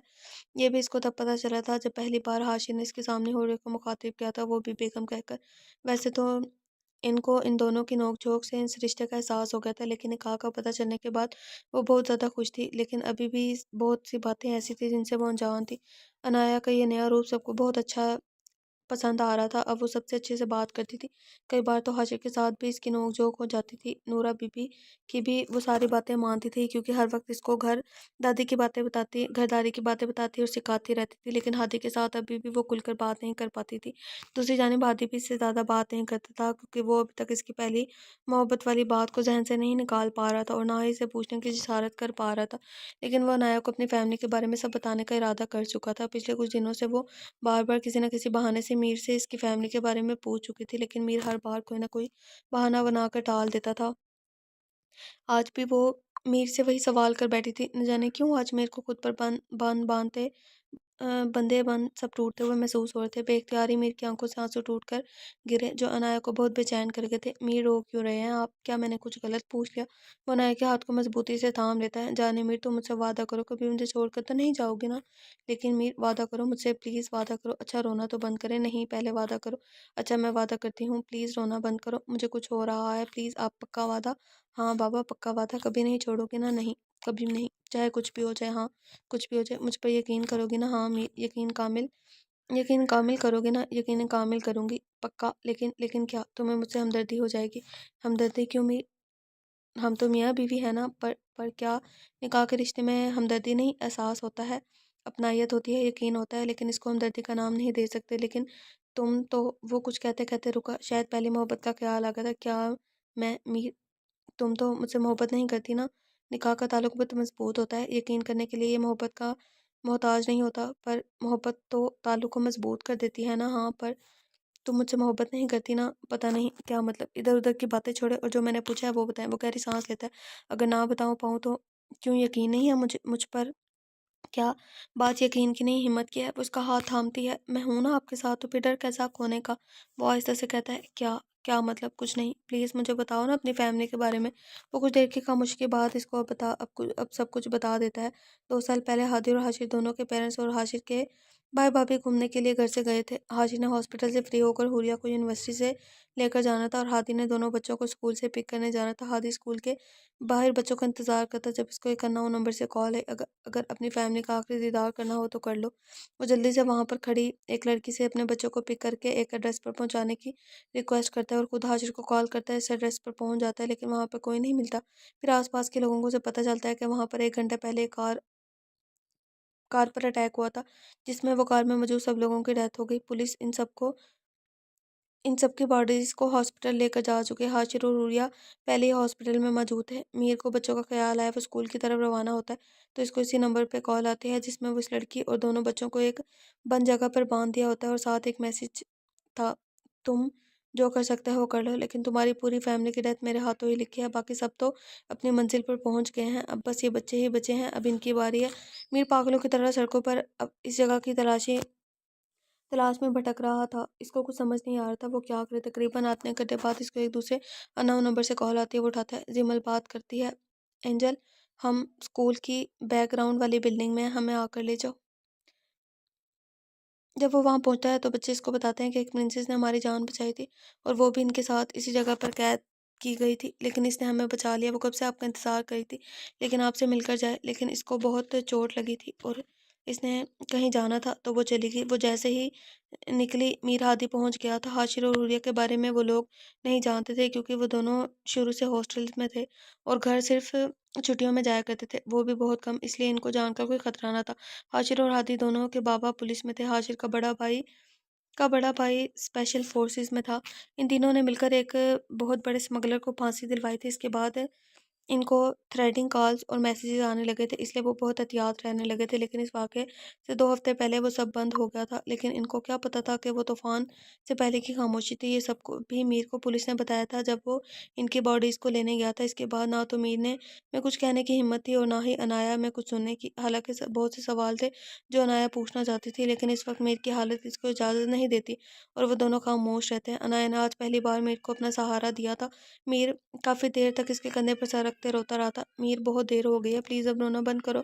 अनाया ज़बरदस्ती मीर का सर अपने कंधों से उठाती है और उसके चेहरे को साफ करती है। मीर, अब सो जाओ, बहुत रात हो गई है, थक गए होंगे। तुम्हें पता है जाने मीर, क्या मामा भी मुझे ऐसे ही कहकर बुलाती थी जैसे तुम बुलाती हो। मामा के बाद कोई मुझे मीर नहीं कहता था, लेकिन फिर मैं आ गई। थोड़ी देर दोनों तरफ खामोशी रही, जिसको मीर की आवाज़ ने तोड़ा। जाने मीर, तुम्हें पता है जब भी मैं कभी उदास होता या थक जाता ना, तो मामा मेरा सर अपनी गोद में रख लेती और मेरे बालों में उंगलियां फेरती थी और फिर मुझे लगता था कि सब थकन, सब परेशानियां दूर हो गई हैं। मैं थक गया हूँ जाने मीर, मुझसे अब बर्दाश्त नहीं होता ये सब। वो उसका सर अपनी गोद में रखकर उंगलियों से बाल सहलाती है। वो उसकी कमर के गिर्द बाजू का हार बांध लेता है। मैं बहुत थक गया हूँ, अब मुझसे ये बर्दाश्त नहीं होता। हर वक्त डर लगा रहता है कि कहीं हाशिर बेबी या बच्चों को कुछ ना हो जाए। मैं अब किसी को खो नहीं सकता, वो सब कुछ भी बर्दाश्त नहीं कर पाऊंगा, मैं मर जाऊंगा। अनाया इसके मुंह पे हाथ रख देती है। ऐसी बातें तो ना करो मीर, कुछ नहीं होगा किसी को भी, और अब तुम अकेले थोड़ी ना हो, मैं हूँ तुम्हारे साथ। और फिर अब तो मेरा भी कोई नहीं है, अगर तुम इस तरह बातें करोगे तो मेरा क्या होगा? मैं हूं ना तुम्हारा, सिर्फ तुम्हारा। चलो अब आंखें बंद करो और सो जाओ, तुम भी सो जाओ। फिर मीर फिर मीर दोनों फिर दोनों नींद की वादियों में उतर जाते हैं। न जाने कितनी ही देर वो इतनी पुरसुकून नींद की वादी में उतरा था और अनाया काफ़ी देर देर तक इसको देखती रहती है और सब बातें सोचती रहती है जो नूरा भी और हुरिया ने इसको बताई थी, और सब कड़ियाँ जोड़ने की कोशिश करती है। इसके बाद से मीर ने अकेला रहना शुरू कर दिया था। बच्चों को अपने पास रखता था, लेकिन बहुत सिक्योरिटी में, और कुछ ज़्यादातर घर से बाहर रहता था। लेकिन फिर हाशिर अपना हॉस्पिटल छोड़कर घर शिफ्ट हो गया था ताकि बच्चों को वक्त दे सके, और हुरिया ये अभी फाइनल ईयर की तैयारी करी थी। इन दोनों बच्चों की छुट्टियां थी तो वो अपने ननियाल गए हुए थे, जिससे अनाया को मैंने सब बताया था। इसके दिल से मीर के लिए सब शिकायतें ख़त्म हो गई थी। बचा था तो सिर्फ एक एहसास जिसको वो खुद भी नहीं समझ पा रही थी, या फिर मीर का इससे दूर रहना, इसको इग्नोर करना, इसको वो से रोक रोक सोचने से रोक रहा था, जो इसको सीने में पलते एहसास की हकीकत थी। अनाया और हुरिया की बहुत कम अरसे में बहुत अच्छी दोस्ती हो गई थी। वो दोनों अब हर बात एक दूसरे को बताती थी और हादी को भी बहुत तंग किया करती थी। कभी ऑफिस से वापसी पर चीज़ों की एक लंबी लिस्ट सेंड कर देती कि लेकर आना, तो कभी शॉपिंग पर जाने की जिद। अनाया को तो मीर से कम बात करने की वजह से इसको ये सब नहीं कहती थी, लेकिन हुरिया ये हर बात मनवाने के लिए अनाया का नाम ही लेती थी। हालांकि मीर सब जानता था, लेकिन वो कभी मना नहीं करता था क्योंकि वो जानता था कि इस सब में अनाया की भी खुशी वाबस्ता है। मामूल के मुताबिक आज भी अनाया और हुरिया ये बार-बार ना मैं इसलिए चेक करती हूँ क्योंकि अक्सर ऐसे होता है कि मैं 3 like 20 plus pages read out कर लेती हूँ या 10 पेजेस, फिर मुझे पता चलता है मेरी रिकॉर्डिंग ऑफ है। तो इसीलिए मैं बार-बार चेक करती हूँ कि रिकॉर्डिंग है। मामूल के मुताबिक आज भी अनाया और हुरिया सबको स्कूल और ऑफिस भेजने के बाद लाउंज में बैठी चाय पीती हुई बातें करती। जब हुरिया ने के अनाया से इसके बारे में पूछती है।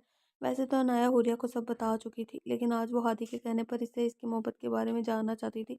वैसे तो ये काम इसको हादी ने कुछ दिन पहले कहा था और वो मना भी कर चुकी थी। क्योंकि वो इसकी पर्सनल लाइफ में इंटरफेयर नहीं चाहती थी। लेकिन न जाने क्यों आज इसने ये सवाल करने का इरादा किया था। आनी जान, एक बात पूछूं? रिया जानी, क्या हुआ? पूछो। तुम्हें कभी किससे प्यार हुआ है? मतलब मेरा मतलब है शादी से पहले वाला प्यार। हो रिया की ये बात सुनकर मीर हादी, जो अपनी फाइल लेने घर आया था, दरवाजे में खामोशी से खड़े होकर इनकी बातें सुनने लगा था। न जाने क्यों इसके दिल की स्पीड पकड़ी थी, एक डर ने इसको आन घेरा था। क्या हुआ आनी जान, मेरी बात का बुरा लगा क्या? अगर नहीं बताना चाह रही तो कोई बात नहीं। अरे नहीं, इसमें छुपाने वाली क्या बात है? अच्छा तो फिर बताओ। मेरे नज़दीक मोहब्बत एक बहुत पाकीज़ा एहसास है जिसको मजाज में रुसवा नहीं करना चाहिए। मज़ा तो मज़ा तो मोहब्बत का तब है ना जब जायज़ और हलाल हो। इसलिए मैंने शादी से पहले सिर्फ़ एक ही बार मोहब्बत की थी। मेरी पहली मोहब्बत जानती हो मुझे पहली मोहब्बत कब हुई कुछ पता ही नहीं चला। बस जब से होश सँभाला तब से है मोहब्बत और शायद आखिरी साँस तक इसकी जुनूनियत यूँ ही रहेगी। दरवाज़े पर खड़े वजूद को लग रहा था जैसे इसके सर पे आसमान गिरा हो। तभी हुरिया ने अगला अगला मायूसी से अगला सवाल किया था, कौन है वो? अगर वो तुम्हें दोबारा मिल गया तो क्या तुम हम सबको छोड़कर चली जाओगी? भाई को भी?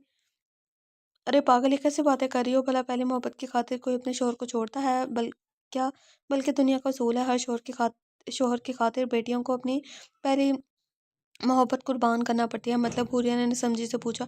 मेरी पहली मोहब्बत मेरे पेरेंट्स है और मुझे लगता है कि हर बेटी की पहली मोहब्बत इनके पेरेंट्स ही होते हैं और इनसे ज़्यादा कोई प्यार नहीं कर सकता। अनी जान, तुमने तो मुझे डरा ही दिया था। चलो चाय ख़त्म करो, ठंडी हो रही है, और रोना बंद करो। फिर आज हम सब के घर आने से पहले एक मूवी देखेंगे। अनाया को एहसास ही नहीं हुआ था कि कब वो बातें करते रो पड़ी थी। दूसरी जानिब हाथी को यूं लगा जैसे इसने किसी बहुत बड़ी जंग में फतह हासिल कर ली हो। वो बहुत खुश था कि इसकी मोहब्बत के दिल में कोई और नहीं, और अब वो बआसानी इसको अपनी मोहब्बत का एहसास दिला सकता था जिसको इसी खौफ की खातिर इसने अपने अंदर दबा कर रखा था। आज पूरा दिन हादी बहुत खुश था। ऑफिस में भी सब इसके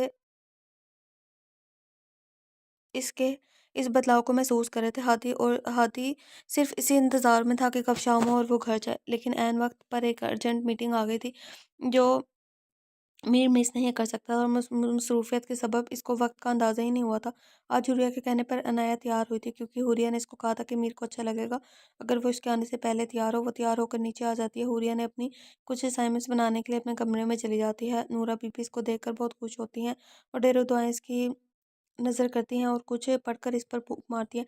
अरे ये क्या नूरा, नूरा बीबी कोई जादू टोना तो नहीं करी? नहीं बेटी, मैं तो वो घबरा जाती है। अनाया अनाया इनको यूं देखकर कहका लगाकर हंसने लगती है। हाय नूरा बीबी इतनी जल्दी डर गई।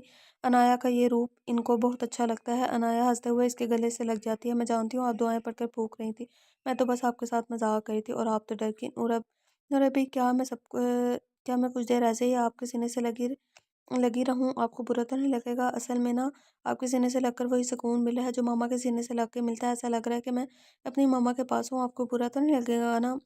अरे नहीं मेरी बच्ची, अरे नहीं मेरी बच्ची, आप तो इतनी प्यारी और मासूम हो। भला मुझे आप जैसी बेटी मिल रही है तो मुझे क्यों बुरा लगेगा? तो फिर फाइनल हो गया, आज से आप मेरी माँ हैं। वो चहकते हुए कहती है।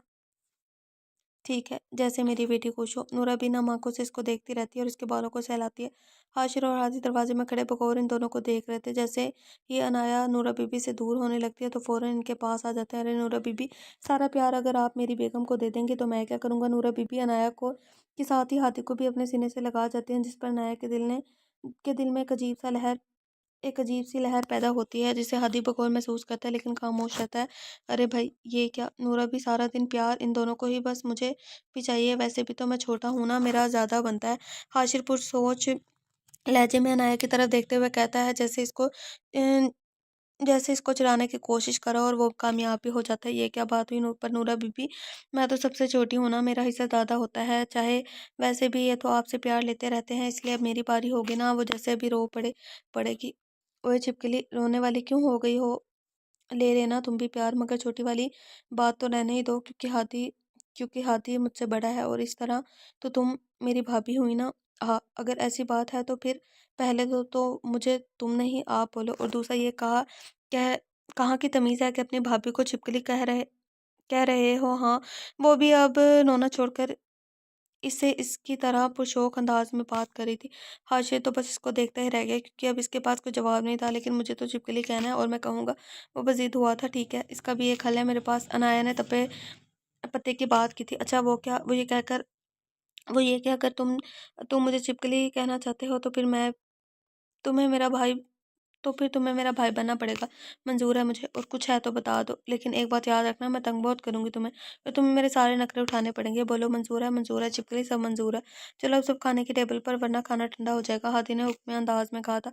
वैसे एक बात तो बताओ हाशिर, ये तुम्हारा भाई ही है ना? क्योंकि लगता नहीं है, बहुत खड़ूस है ये। अनाया ने हाशिर के कान में सरगोशी की थी जिसे हाथी ने बखूबी सुना था।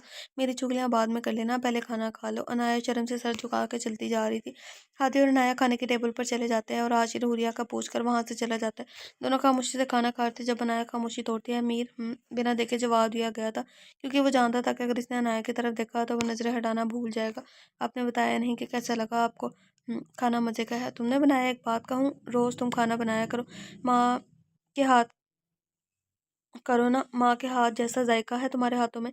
न जाने क्यों, लेकिन ना चाहते हुए भी मीर आज खुद पर बंद नहीं बांध पा रहा था। वो अक्सर अनाया से फरमाइश करके खाना बनवाता था, लेकिन इसकी कोई कभी वजह नहीं बताई थी। पर आज तो जैसे इसने सारे राज फाश करने का इरादा रखता था। जी ठीक है, पर मैं खाने का नहीं पूछ रही। अच्छा तो फिर किसका पूछ रही हो? अब इतने बच्चे भी नहीं हो तुम मीर, जो तुम्हें समझ नहीं आ रहा मैं क्या पूछ रही हूँ। नहीं बताना तो बता, नहीं बताना तो ना बताओ, मुझे भी नहीं जानना। पता नहीं क्यों मैं उम्मीद लगा कर बैठी हूँ तुमसे। वो अचानक से गुस्से में आ जाती है और बोलकर वहां से जाने लगती है। जब मीर इसका हाथ पकड़ लेता है, कहाँ जा रही हो? जहाँ मर्जी जाऊँ, ये मेरा घर है, तुम्हें इससे क्या? अच्छा तो जाने मीर, आपको गुस्सा भी आता है? जी आता है, और बहुत आता है। इतने दिनों से बर्दाश्त करी हूँ, इतनी बार बहाने बहाने से पूछ चुके हूँ कि क्या बात है, लेकिन नहीं, आपको तो कुछ नहीं बोलना, बस इग्नोर करना आता है। छोड़े, मुझे जाने दे। हाय मेरी जान तो नाराज में हाय हाय तो मेरी जान नाराज है, आपको इससे क्या? इग्नोर करे बस। वो खिलखिलाकर हंस पड़ता है और झटके से अनाया को खींचकर अपने गोद में बिठा लेता है। ये क्या फजूल हरकत है, छोड़े, मुझे जाने दे। वो मुसलसल खुद को छुड़वाने की कोशिश करती है, लेकिन मीर अपनी गिरफ्त मजबूत कर लेता है। पहले सही से खाना खाओ, मुझे नहीं खाना। अच्छा तो आज मेरे हाथों से खाना खाने का दिल कर रहा है तो जाने मीर, पहले बता देती, इतना वक्त तो ना ज़ाया होता। वो उसको अपने हाथ से खाना खिलाता है। अब छोड़े मुझे, वरना कोई आ जाएगा। वो मुश्किल खुद को इसके हसार से आज़ाद करवाती है। ठीक है, छोड़ दूंगा, लेकिन फिर मुझे भी अपनी जान के हाथ से खाना खाना है। खुद को आज़ाद कराने के लिए इसको मीर की बात मानना पड़ी। वो रात को कमरे में मौजूद थे। मीर बेड पर बैठा अनाया को देख रहा था, जो शीशे के सामने खड़ी लोशन लगा रही थी और बार बार मुस्कुरा रही थी। तुम ऐसे ही रहा करो, बहुत अच्छी लगती हो। वो शीशे में से इसको देखती है। थोड़ी देर बाद वो इसकी मोहब्बत भरी नज़रों की ताब ना लाते हुए अपनी नज़रें झुका लेती है। वो मुसलसल इसको मुस्कुराते हुए देख रहा था और नाया को मीर हाथी का ये रूप बहुत अच्छा लग रहा था। वो ना चाहते हुए भी बेख्तियार बोल पड़ी, मीर तुम हमेशा ऐसे नहीं रह सकते, हर वक्त खड़ूस बने रहते हो, क्या हम दोस्त? वो बोलते बोलते रुक जाती है और फिर नज़रें झुका लेती। मैंने क्या कह दिया? अब मीर मेरे बारे में क्या सोचेगा? क्या कहा जाने मीर, अभी क्या कहा तुमने? मैंने सही से सुना नहीं। और मैं आपसे तुम कब बन गया? हाँ, वो शरारत भरी नज़रों से इसको देखता देखता है, जो इसके दिल को स्पीड पकड़ने पर मजबूर कर देती है। अगर आपको अच्छा नहीं लगा तो मैं आइंदा नहीं कहूँगी। उदासी इसके चेहरे से साफ झलक रही थी। अरे नहीं मेरी जान, मैंने ऐसे तो कुछ नहीं कहा, मैं तो बस तुम्हें तंग कर रहा था। अब मैं अपनी जान के साथ मजाक भी नहीं कर सकता। वो बात करते हुए इसके पास आ जाता है और उसको कंधों से पकड़कर अपनी तरफ मोड़ लेता है। आंखों में मोहब्बत वाजे थी। तो हम अपने एपिसोड को यहीं पर एंड करते हैं। सॉरी, इसका मैं एपिसोड बना रही हूँ क्योंकि ये बहुत बड़ा नॉवल है, तो इसके 2 एपिसोड 2 पार्ट बना दूँगी, या कोशिश करूँगी कि एक ही बना दूँ, दोनों को कंबाइन करके। लेकिन फिर भी एहतियात के तौर पे। अपना बहुत सारा ख़्याल रखिएगा, मुझे दुआ में याद रखिएगा। अल्लाह हाफ़िज़। जाने मीर, एक बात पूछूं, सच सच बताओगे प्लीज़? वो बिना कुछ बोले ही आंखों से इशारा कर देती है। जाने मीर, क्या तुमने मुझे माफ़ कर दिया सच्चे दिल से? अगर तुम्हारे दिल में कोई भी खलिश है, शिकवा या शिकायत है तो प्लीज़ मुझे बताओ। मुझसे तुम्हारी ये बेरुखी, ये खामोशी बर्दाश्त नहीं होती। प्लीज़ मुझसे बात किया करो, गुस्सा किया करो, जिद किया करो, जो दिल करे वो करो, लेकिन प्लीज़ प्लीज़ मुझे माफ़ कर दो। क्या तुम्हें मेरी मोहब्बत का एहसास नहीं होता? तुम्हें मेरी शिद्दतें? वो अचानक इसके मुंह पर हाथ रख देती है। तुम इतना बोलते हो, अगर तुम चुप नहीं करोगे तो मैं तुम्हें कैसे जवाब दूंगी? मुझे भी तो बोलने का मौका दो ना।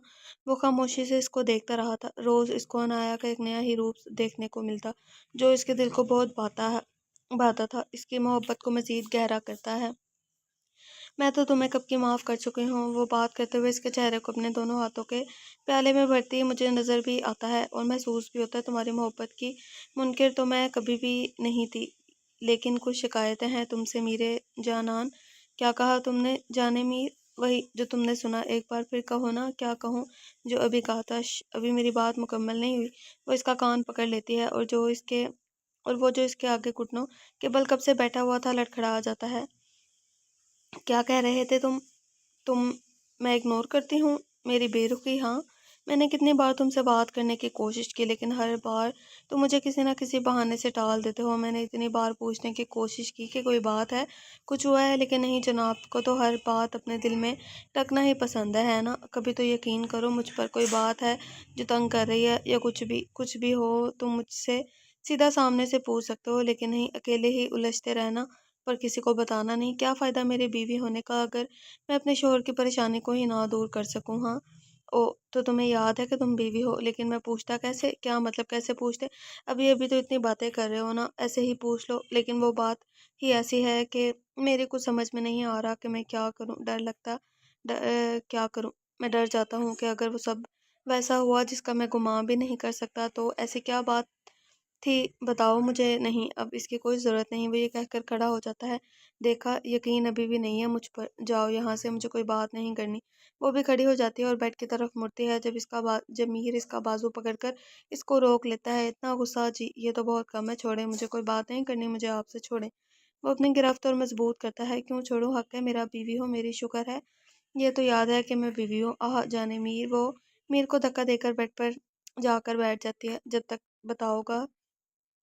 बताऊंगे नहीं, क्या बात नहीं, जब तक बताऊंगा नहीं बात नहीं करोगी? वो बिना कुछ बोले मुंह मोड़ लेती है। अच्छा जाने मीर, देखो मेरी तरफ। वो नहीं देखते ही मीर इसका मुंह अपनी तरफ करता है। ठीक है, बताता हूँ, लेकिन पहले वादा करो मुझसे नाराज नहीं होगी, गुस्सा नहीं करोगी। ओके ठीक है, बताओ। अनाया आंखों आंखों से इसको इसको इशारा करती है। इस रात जब तुमने मुझसे ये शिकवे किए थे, याद है ना? क्या हुआ था इस रात को? रात को कुछ नहीं हुआ था, बस इस रात तुम्हें यूं गुस्सा करते और हक जिताते देखकर मैंने फैसला कर लिया था कि अब सारे बंद बंद तोड़ दूंगा। अब बस तुम पर अपनी सारी मोहब्बतें निछावर कर दूंगा। तो फिर क्यों? लेकिन तभी तुमने एक बात की जिससे मुझे लगा कि किसी ने मेरे पैरों तले से ज़मीन खींच ली हो। वो ना समझी से इसकी तरफ देखती है। पहली मोहब्बत जब तुमने कहा तो मुझे लगा कि मैंने बहुत बड़ा गुनाह कर दिया, शायद दो दिलों को जुदा कर दिया। पागल, तुम मुझसे बात करते तो ऐसा कुछ नहीं है जैसा तुम समझ रहे हो, मैं जानता हूँ। वो ना समझी से इसको देख रही थी। जब तुम बेबी से बात कर रही थी तो मैंने सुन लिया था। अपनी बेवकूफ़ी पर बहुत हंसी भी आई थी कि मैं क्या सोच रहा हूँ, लेकिन इसने इसे कहीं ज़्यादा सुकून और इस दिल को मिला था कि तुम मेरी हो, बस मेरी। मीर ने कहकर इसको गले से लगा मीर ये कहकर इसको गले से लगा देता है। वो खुद को छुड़वाने की कोशिश करती है, लेकिन मीर बाजुओं का हसार मजबूत कर लेता है। नहीं जाने मीर, आज नहीं, आज मुझे तुम्हें महसूस करने दो। बहुत तड़पा हूँ ये दिल इस लम्हे के लिए, इतनी जल्दी इस लम्हे को ख़त्म नहीं होने दूंगा। वो दोनों खामोशी से एक दूसरे के लम्स को महसूस करते रहते हैं। फिर जल्द ही नींद की देवी दोनों पर तारी हो जाती है। इनको तो ये था कि अब सब सही हो गया, लेकिन कुदरत को तो शायद कुछ और ही मंजूर था। सुबह जब मीर की आंख खुली तो अनाया को बिस्तर पर ना देखकर वो परेशान होगा। घड़ी सुबह के 4:30 का पता दे रही थी। वो एक झटके से बेड से उतरा तो नज़र दूसरी तरफ जाए नमाज पर बैठी अनाया पर पड़ी, जो हाथ उठाकर अपने परवरदिगार का शुक्र अदा करी थी। वो वही बेड पर बैठकर इसको देखने लगा, जिसका चेहरा पुरसकून था। वो बेसाख्ता इसको मुखातिब करता है, जाने मीर एक बात पूछो। वो जो अपने रब से गुफ्तगू में मसरूफ़ थी, इसकी आवाज़ पर चौंक गई। आप कब उठे? जब मैंने जगाया तब आप बहुत गहरी नींद में थे, शायद तुमने मेरी बात का जवाब नहीं दिया। उन्होंने समझी से इसकी तरफ देख दिया। एक बात पूछूं? जी, आपको पूछने की क्या ज़रूरत है? एक बात है जो बहुत तंग कर रही है। क्या? हमारे दरमियान जो भी हुआ, इसकी वजह से तुमने अपना सब कुछ खो दिया, लेकिन वो रुकता है। लेकिन क्या? तुमने मुझे इतनी जल्दी और इतनी आसानी से माफ़ कैसे कर दिया? मेरा मतलब है कि मैं समझ गई आप जो कहना चाहते हैं। वो खामोशी से इसकी तरफ देखती है। पता है, मैं हर नमाज के बाद अपने परवरदिगार से अपने गुनाहों की गलतियों की माफ़ी मांगती हूँ, और ये दुआ करती हूँ कि मेरी फैमिली मुझे जल्द से जल्द माफ़ कर दे और हम सब फिर से पहले की तरह रहने लगे। इसकी आंखें नम हुई थी और वो एक गहरी सांस बढ़ती है और फिर बोलती है, तब मैंने सोचा कि जब तक हम दोनों को माफ़ नहीं करते, हम ये उम्मीद कैसे कर सकते हैं कि कोई हमें माफ़ कर देगा। फिर मेरे जहन में आप आ गए और मुझे मेरी ही बातों ने उलझा दिया, और फिर मैंने सब कुछ भुला दिया और करने का आगाज़ एक नई ज़िंदगी के आगाज़ का इरादा किया, जहाँ जो लोग मुझसे मोहब्बत करते हैं मेरे पास हैं। मैं इन सबको हमेशा संभाल कर रखूँगी। कहते हुए इसकी आंखों में मीरा आदि के लिए मोहब्बत झलक रही थी, जिसको मीरा आदि ने बखूबी महसूस किया था। मीर, आपसे कुछ मांगूं? भला ये भी कोई पूछने वाली बात है? मेरा सब कुछ तुम्हारा ही तो है। इसकी बातों से इसकी अनाया के लिए मोहब्बत साफ झलक रही थी, जिसकी गवाही इसकी आंखें भी दे रही थी। आप मेरे साथ शुक्राने के नफल अदा करेंगे? ये कहकर अनाया ने अपना हाथ मीरा हादी की जानिब बढ़ाया था। मीरा हादी ने मुस्कुराकर इसके हाथ को थामा था। मीरा हादी ने वजू करके पहले फजर की नमाज अदा की और फिर दोनों ने मिलकर शुक्राने के नवाफिल अदा किए और अपने परवरदिगार के आगे सजदा रेज हुए। वो अपने कमरे से ऊंची ऊंची चीखता हुआ सहन में आता है। जाने मीर, मेरी फाइल नहीं, मेरी रेड वाली कहाँ है? मेरे घंटे में मेरी मीटिंग है, कहाँ रखी है वो?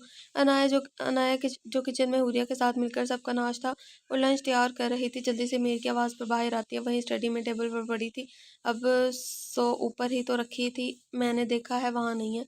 लेकिन मैंने खुद रखी थी वहाँ। अच्छा तो चलो और खुद देख लो। अच्छा ऐसी बात है तो चले, लेकिन मैं बता रही हूँ फाइल वहीं पर थी, देख लेते हैं। वो दोनों कमरे की जाने बढ़ते हैं, बढ़ जाते हैं। बाकी घर के सब अफराद इनको ऐसे देखकर बहुत खुश थे। भाई फिर से पहले जैसे बनते जा रहे हैं ना। हुरिया हाशिर की तरफ देखकर कहती है, हाँ बस अल्लाह इसको बुरी नज़र से बचाए, आमीन।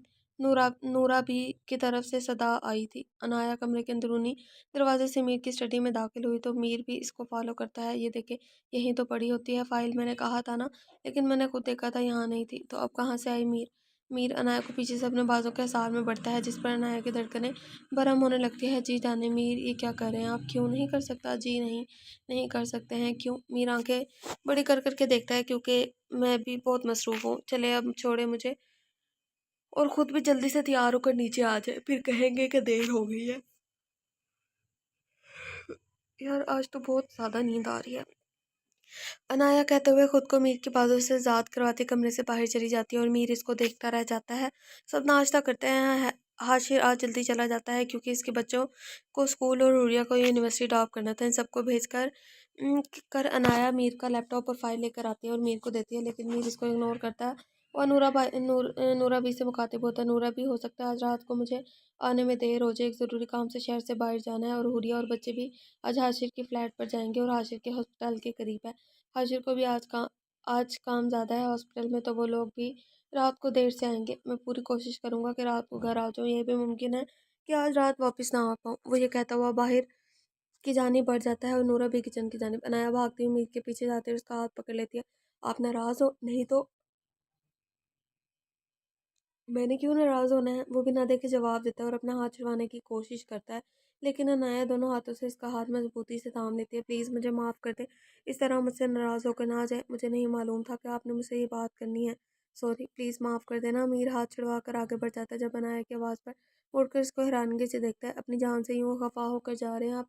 सोच ले, अपनी जान को माफ़ नहीं करेंगे? सोचूंगा, फ़िलहाल देर हो रही है। बेवकूफ़ी से इसको देखती है। मीर हल्का सा मुस्कुराता है, लेकिन अनाया को कि देखने से पहले ही अपनी हंसी छुपा लेता है। अपना ख्याल रखना जाने मीर, फ़ी अमानिल्लाह।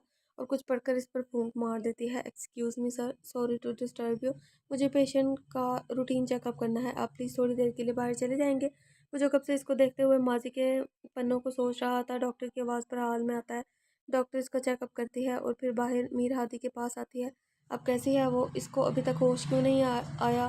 प्लीज़ आप कुछ करें, मुझसे इसकी हालत देखी नहीं जा रही।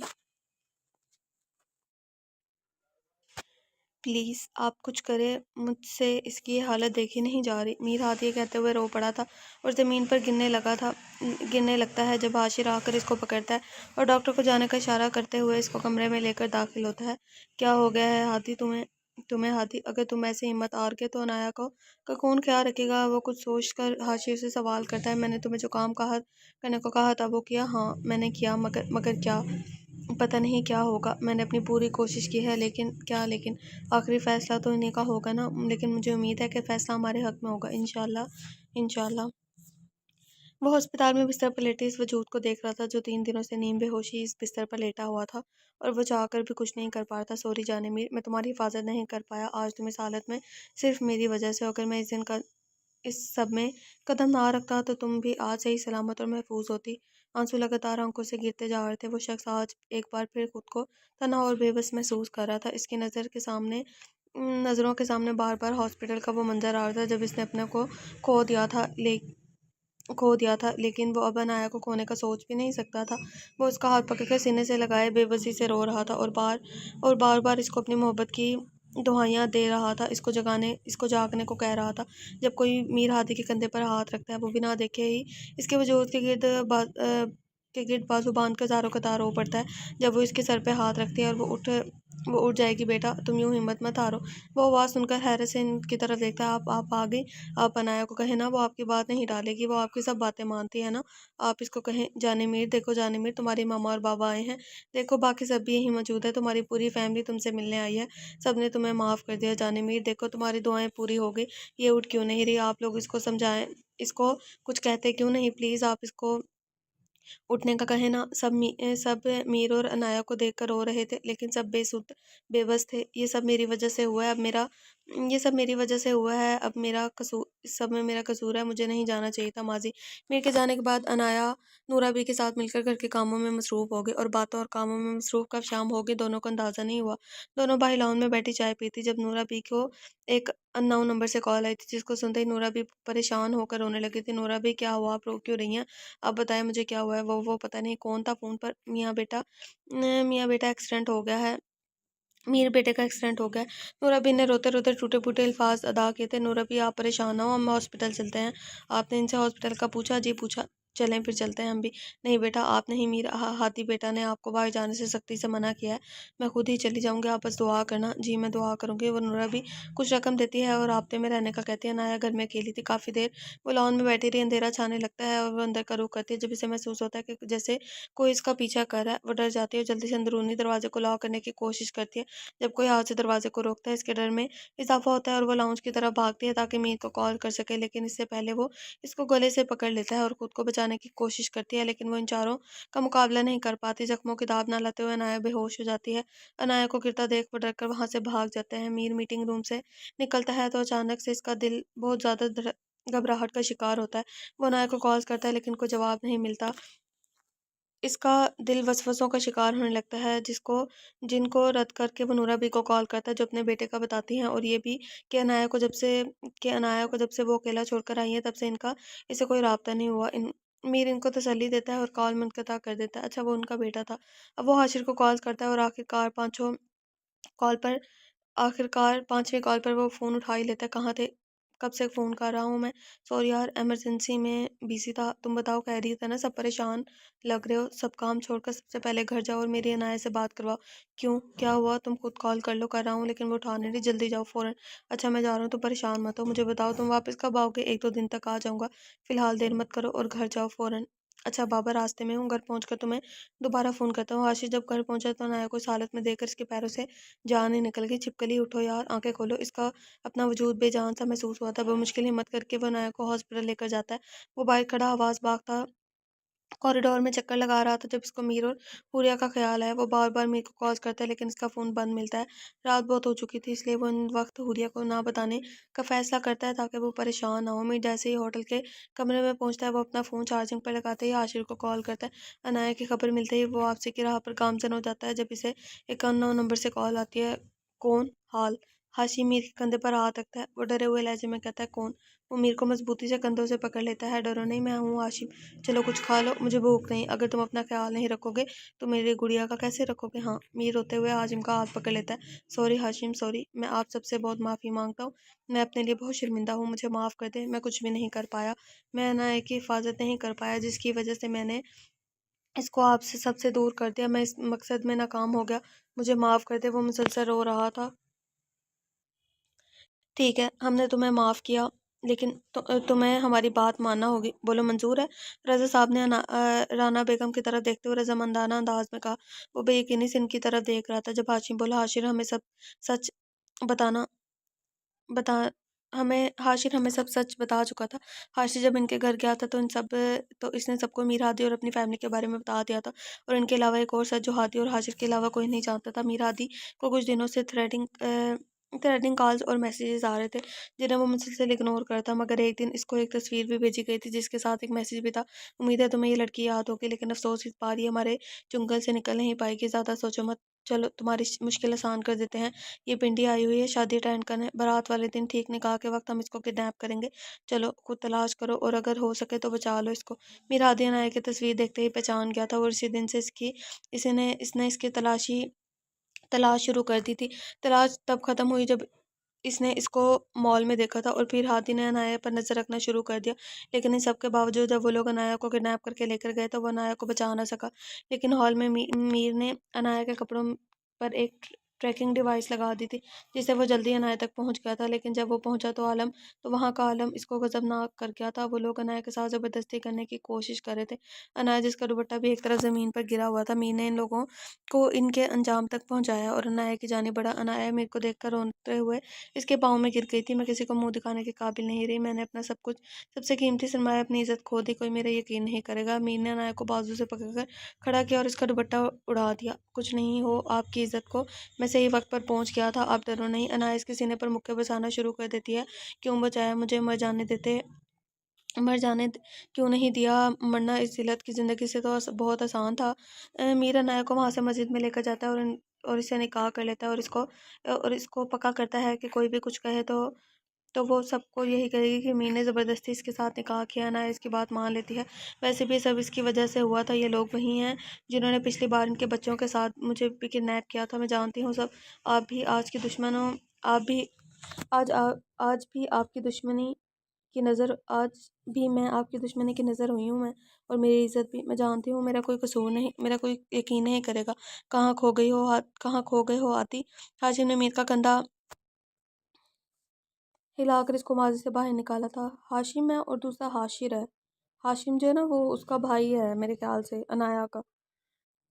बेटा, आपने बताया नहीं आपको मेरी बात मंजूर है या नहीं। रज़ा साहब ने दोबारा पूछा। जी मुझे मंजूर है, बस आप सब ने सच्चे दिल से माफ़ कर दिया ना मुझे। जी अब आपको मेरी बात मानना होगी। जी आप बताएं। पहली बात यह है कि अब से तुम मुझे बाबा और रूना बेगम था राना बेगम को मम्मा कहोगे, जैसे अनाया कहती है। और दूसरा ये कि अभी खाना खाओगे और अपना ख्याल रखोगे, ताकि जब हमारी जान को होश आए तो तुम इसका ख्याल रख सको। बोलो मंजूर है। वो भी यकीनी से इनकी तरफ देख रहा था। क्या हुआ, क्या हुआ, कोई बात है क्या। नहीं तो फिर बोलो मंजूर है कि नहीं। जी मंजूर है। अनाया को आज हॉस्पिटल में 5 दिन हो गए थे। अनाया की हालत में कोई फ़र्क नहीं आया था।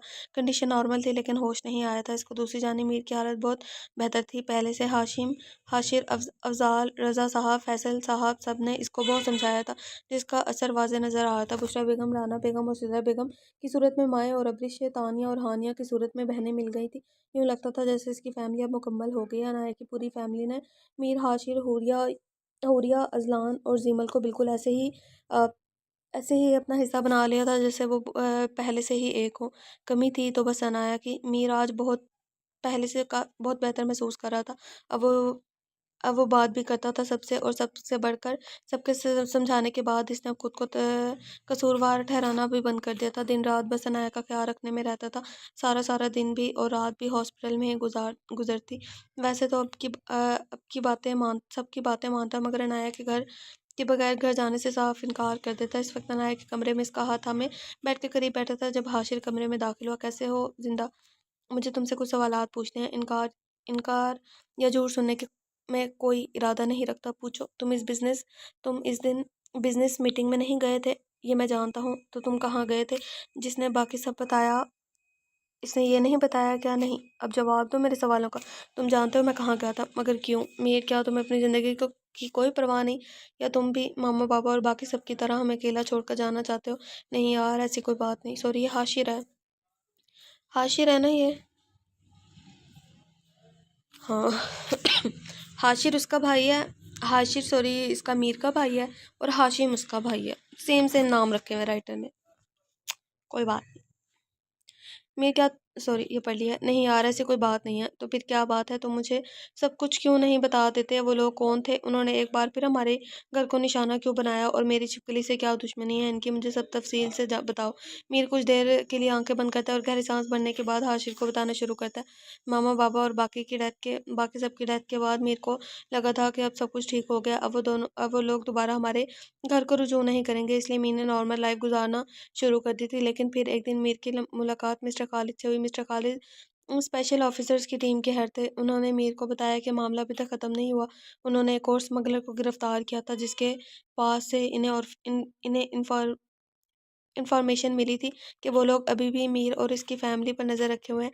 मीर कहाँ जाता है, किससे मिलता है, सब कुछ। इन दिनों इत्तेफाक से मीर की दो तीन दो तीन बार अनाया से मुलाकात हुई थी, जिसकी वजह से उन्होंने अपना अगला टारगेट अनाया को बनाया था। मीर ने हाशिर, हुरिया और बच्चों को खुद से दूर कर दिया था और साथ ही इनकी सिक्योरिटी भी बढ़ा दी थी। और दूसरी जानिब अनाया के लिए अपने दिल में उभरते जज्बात पर भी बंद बांध लिया था और इसकी हिफाजत के लिए भी कुछ लोगों को मुतय्यन कर दिया था। मिस्टर खालिद के बार बार फोर्स करने पर मीर ने सीक्रेट एजेंट्स के तौर पर काम करना शुरू कर दिया था, लेकिन ये बात भी इसने वाज़ेह कर दी थी कि ऑपरेशन ख़त्म होते ही वो भी अपनी जॉब छोड़ देगा, लेकिन वो अपनी फैमिली की लाइफ के साथ रिस्क नहीं ले सकता था। जब भी मीर बिजनेस मीटिंग का कहकर शहर से बाहर जाता तो ज़्यादातर वो इसी काम के लिए जाता था और हर बार नई इन्फॉर्मेशन के साथ कामयाब होकर लौटता था। इस बार जब वो गया तो इसको नहीं मालूम था कि वो इस कदर करीब पहुंच जाएगा। वक्त और मौके की मुनासबत से अगर वो इस वक्त इन पर अटैक कर देता तो वो इस किस्से को जड़ से ही ख़त्म कर सकता था, क्योंकि इनका मेन पर्सन अभी शहर में ही मौजूद था और इसने बड़ा मौका इनको कभी नहीं मिला था। मगर अकामत का खेल तो तब शुरू हुआ जब इन लोगों ने अनाया को निशाना बनाया। नूरा बी के बेटे का एक्सीडेंट होना, इनका वहाँ से अनाया को अकेले घर छोड़कर जाना, मीर का शहर से मसरूफ़ होना, हर चीज़ इनके प्लान का हिस्सा थी। वो जानते थे कि मीर अनाया को महफूज रखने की खातिर सब कुछ छोड़ देगा और जब इसको पता चलेगा कि अनाया इस वक्त हॉस्पिटल में है तो वो सब कुछ छोड़ छाड़ के इसके पास पहुँच जाएगा। इस तरह वो लोग मीर से जान छुड़वाने और अपने मकसद को अंजाम देने में कामयाब हो जाएंगे। सब कुछ इनके प्लान के मुताबिक ही हो रहा था। जैसे ही मीर को नायक की खबर मिली, मीर सब कुछ छोड़कर वापसी की राह पर गामजन हो गया। अभी वो होटल से निकला ही था कि एक अननोन नंबर से इसको कॉल आई थी। कौन?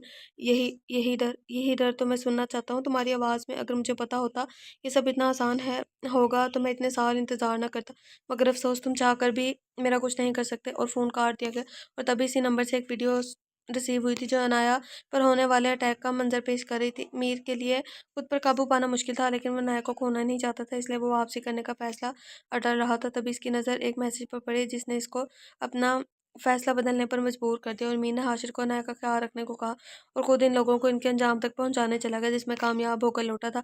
मगर अपने अपने इतने बड़े मकसद में कामयाब होने के बावजूद भी वो खुद को खाली हाथ महसूस कर रहा था। तुम दोबारा तो अब कभी भी ऐसे किसी भी ऑपरेशन का हिस्सा नहीं बनोगे ना, वादा करो मुझसे। अब तुम हमें छोड़कर अब तुम ये सब छोड़ दोगे ना। तुम ये सब करने से पहले एक बार भी हमारे बारे में नहीं सोचा कि खुदा ना ख्वास्ता तुम्हें कुछ हो जाता तो?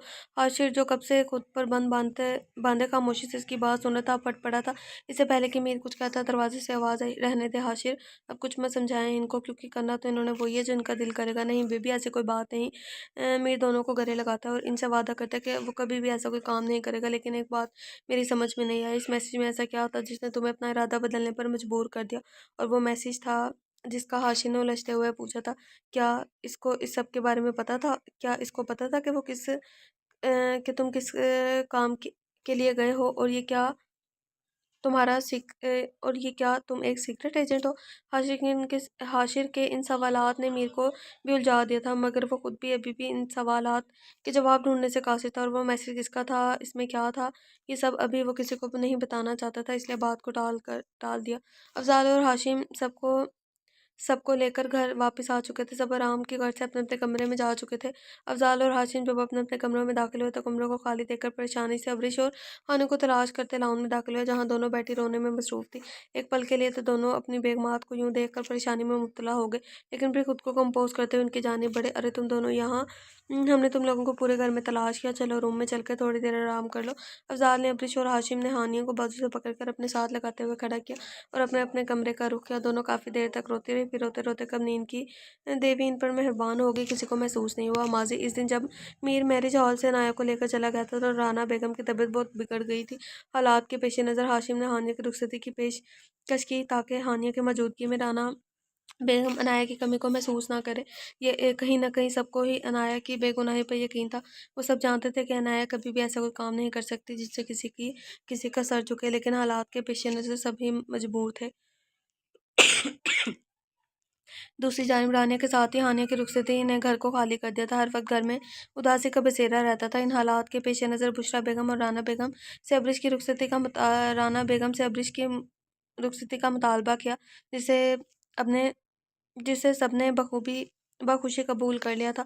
आज अनाया को हॉस्पिटल आए हफ्ता हो गया था। मीर अनाया के पास ही मौजूद था। पहले अनाया का चेहरा साफ किया, फिर हाथ पकड़कर साफ करना शुरू किया। जब इसने अनाया के हाथों में हरकत महसूस की, वो चीखते हुए हाशिर और बाकी डॉक्टरों को रूम में बुलाया था। डॉक्टर सबको कमरे से बाहर बैठने का इंतजार को कहते हैं। रजा साहब, फैसल साहब, हाशिर हाशिम, हाशिर और मीर सबको कॉरिडोर में चक्कर लगा रहे थे। डॉक्टर कमरे से बाहर आते मीर भागता हुआ डॉक्टर के पास आता है। अब कैसी है वो?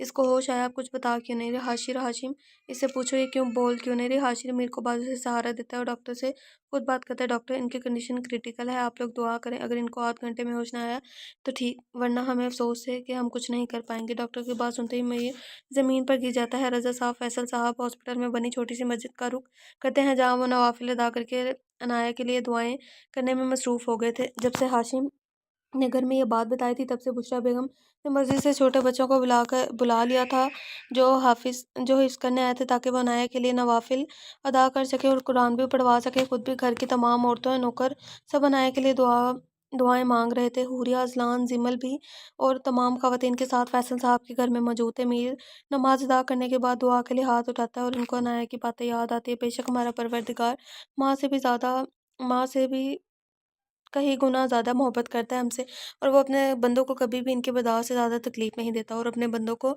तब आज़माइश में मुब्तला करता है जब वो चाहता है कि इसका बंदा इससे रुजू करे, इसकी तरफ लौट जाए। और वो कहता है कि अगर तुम मेरी रज़ा में राज़ी हो जाओगे तो मैं तुम्हें तुम्हारी चाहत अता कर दूंगा। वो तो ये भी कहता है कि तुम सदा के दिल से किसी की चाहत करो, मुझसे मांगोगे तो मैं तुम्हें नाउमीद नहीं करूंगा। और वो ये भी कहता है कि तुम मुझे पुकारो, मैं तुम्हारी पुकार का जवाब दूंगा। वो तो हर वक्त हमारे इसकी तरफ लौटने का, इसे रुजू करने का इंतज़ार करता है। वो तो बार बार कहता है कि मुझसे मांगो, ना उम्मीद मत हो, मायूसी से गुनाह है। लेकिन हम बंदे ही देर कर देते हैं। फिर भी हम जब भी इसकी तरफ बढ़ते हैं वो हमें मजबूती से थाम लेता है, हमारे लिए मजबूत सहारा बन जाता है, हमारी तौबा को कबूल कर लेता है और हमारे सच्चे दिल से माफ़ी सच्चे दिल से मांगी हुई दुआओं पर कुन फरमा देता है। बस हमें इनसे मांगने का सलीका आना चाहिए। पता है इसको बच्चों की तरह रो कर जिद करना और मांगना बहुत पसंद है। मीर की आंखों से आंसू एक रब्त कायम कर चुके थे। वो दुआ के लिए हाथ उठाता है, अपने परवरदिगार से बच्चों की तरह रो रो कर दुआ करता है और जिद करता है कि अनाया को ज़िंदगी बख्श दे, और अनाया की जुदाई बर्दाश्त नहीं कर पाएगा। वो दोबारा किसी को खोने की हिम्मत नहीं रखता। वो दुआएं मांग रहा था जब हाशिम इसके कंधे पर हाथ रख के इसको हौसला देता है, जो नादान बच्चे की तरह रो रहा था। बस कर दो हादी, तुम्हारे परवरदिगार ने तुम्हारी सुन ली है। हादी न समझी से इसकी तरफ देखता है, जैसे कानून से सुनने पर एतबार न किया हो। हाँ, अनाया को होश आ गया। चलो, वो बार बार तुम्हारा ही नाम ले रही है। मीर अनाया का हाथ थामते हुए इसके पास बैठता है, जो दवाइयों के जेरे असर नीम बेहोश थी। अनाया की जब आँख खुलती है तो वो मीर को ही पुकारती है और मीर इसको अपनी मौजूदगी का एहसास दिलाता और वो दोबारा नींद में चली जाती है। सुबह का वक्त था। मीर सारी रात अनाया के पास रहा और कब इसकी आँख लग गई इसको पता ही ना चला। अनाया न जाने कब से इसको अपने पास यूं सोते हुए देख रही थी। मीर के चेहरे पर थकावट, परेशानी और खुशी के मिले जुले तासुरात नुमाए थे, लेकिन मीर को सही सलामत अपने पास देखकर अनाया पुरसकून थी। अनाया मीर को देखने में इतनी महवर थी कि इसको एहसास ही नहीं हुआ कि कब कोई कमरे में दाखिल हुआ। होश तो इसको तब आया जब एक आवाज़ इसके कानों में गूंजी, कैसी है मेरी गुड़िया? आप आहिस्ता बोलो, मीर जाग जाएगा। वो बेध्यानी में बोली और जब मुड़ी मुड़ी तो हाशिम को अपने सामने पाकर ज़ारो कतार रोने लगी। भाई, आप कब आए? इतनी देर क्यों कर दिया आपने? आपको पता है मैंने कितना इंतज़ार किया आपका, आप सबका। मम्मा, बाबा, आप ही सब कैसे हैं? आप सबने माफ़ कर दिया ना? हाशिम इसको गले से लगा लेता है, इसके रोने में इजाफा होता है। बस भी कर दो अब गुड़िया, वरना तुम्हारा मीर उठ जाएगा। अनाया मीर की तरफ देखती है और अपने आंसू साफ करती है। भाई, मैं कब से यहाँ पर हूँ। यहाँ पर क्या हुआ है? आप सब कब आए, कैसे? मुझे सब बताए ना। सब बताऊंगा, पहले थोड़ा आराम कर लो। फिर नहीं, मुझे अभी जाना है सब। वो बस जिद थी। हाशिम इसको इस तरह जिद करता देखकर मुस्कुराता है और फिर इसको वो सब बता देता है जो कुछ हुआ था। भाई, मैंने बहुत सताया है ना आप सबको। हाँ, सताया तो है, लेकिन सबसे ज़्यादा हादी को। पिछले एक हफ्ते से इसकी दुनिया बस इसी कमरे के गिर्द रही है, न खाने पीने का होश, न सोने का। जान निकाल दी थी तुमने इसकी। हाशिम सब कहते हुए मुस्कुराता है। अनाया हाशिम की बातें सुनकर मीर को गहरी नज़रों से देख रही थी। हाशिम इसको आराम करने का कहकर बाहर चला जाता है। अनाया मीर के चेहरे को बगौर देख रही थी। इसने मीर के बालों को सहलाना शुरू किया। अनाया कलम महसूस करते मीर की आँख खुल गई। सॉरी, मेरी वजह से आपकी नींद खराब हो गई मीर। अनाया ने अपना हाथ इसके बालों से निकालते हुए बोला बोला जिसे मीर ने थाम लिया था। मीर ने अपना सर अनाया की गोद में रखा और उसका हाथ अपने सर पर रखा था। और करो ना, बहुत सुकून मिल रहा है। मैंने बहुत तंग किया है ना आपको मीर? सॉरी, बहुत ज़्यादा जान निकाल दी थी मेरी तुमने, जाने मीर। मीर जो सुकून महसूस करता वो आंखें मूंद क्या था, बिना आंखें खोले बोला था, ऐसा तो ना कहे। अनाया ने इसके मुंह पर हाथ रखा। पता है मैं बहुत डर गई थी, मुझे लगा मैं आपको दोबारा कभी नहीं देख सकूंगी। मैं भी बहुत डर गया था, मुझे लगा कि एक बार फिर मैं अपना सब कुछ खो दूंगा, मुझे अब कोई भी मीर नहीं कहेगा। दोनों की आंखें नम हो गई थी। दोनों ने एक दूसरे के आंसू को अपनी उंगलियों की पूरों से चुना था। दोनों ने एक दूसरे के आंसू को अपनी उंगलियों की पूरों से चुना था। मीर ने अनाया के सर पे बोसा दिया और इसको अपने बाजों के हिसार में कैद कर लिया। अनाया को यह कैद दुनिया की सबसे महफूज तरीन जगह महसूस हो रही थी। सब अनाया के कमरे में मौजूद थे। युसरा बिस्तर पर अनाया की एक जानिब अजलान और दूसरी जानिब जिमल अनाया को जोर से पकड़े बैठे हुए थे। सब बहुत खुश थे। इस कमरे में बहुत से नए रिश्ते बने थे जो कमरे में मौजूद लोगों के लिए किसी कीमती सरमाया से कम नहीं थे। यह शायद दुनिया का सबसे अनमोल और बमोल खजाना था। सब अनाया को खाना खिलाने और खुशगपियों में मसरूफ थे, जिनकी हंसी से आज पूरे हॉस्पिटल खुशगवार था। आज अनाया ने घर वापस आना था। पूरे घर को दुल्हन की तरह सजा दिया गया था। अरे भाई जल्दी करो हुरिया बच्चे, आपने अनाया बेटी का कमरा भी एक नज़र देख लेना था, किसी चीज़ की कोई कमी ना हो इसमें। जीजी नूरा भी मैंने देख लिया है सब। आपने किचन में देखा खाने की कोई चीज़ तो नहीं रह गई? हाँ मैंने देख लिया है बेबी। आपने अनाया बेटी के कमरे में फल चेक किए थे, कहीं वो रखना भूल तो नहीं गई? नहीं मैंने देख लिए थे।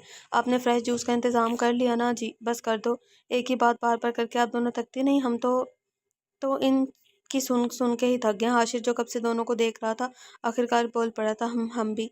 जिसकी हिमायत अजलान और जिमल ने की थी। इधर आओ और मेरे पास बैठो, सब कुछ हो गया, हर चीज़ परफेक्ट है, किसी चीज़ की कमी नहीं है। ओके ये पानी पियो और अब आराम से बैठकर इनका इंतज़ार करो, वो बस आने ही वाले होंगे। हाशिर ने हुरिया को कंधों से पकड़कर अपने साथ सोफे पर बिठाया था और नूराबी को भी बैठकर आराम करने का इशारा किया था। हारन की आवाज़ पर सब दरवाजे की तरफ बढ़े थे। बाकी सब भी अनाया का इस्तकबाल करने के लिए मीर मेंशन में ही मौजूद थे। अनाया का पुरजोश तरीके से इस्तकबाल किया गया। सबने साथ मिलकर खाना खाया, फिर अपने अपने कमरों का रुख किया। बाकी सब भी हुरिया और अनाया के इसरार पर आज यहीं रुके हुए थे। मीर अनाया को लेकर कमरे में दाखिल हुआ था जब इन पर फूलों की बारिश हुई थी। ये सब एहतमाम अजलान और जिमल के कहने पर किया गया था। मीर अनाया को बिस्तर पर बिठाकर इसको दवाई खिलाने की तलकीन करते हुए खुद फ्रेश होने चला गया।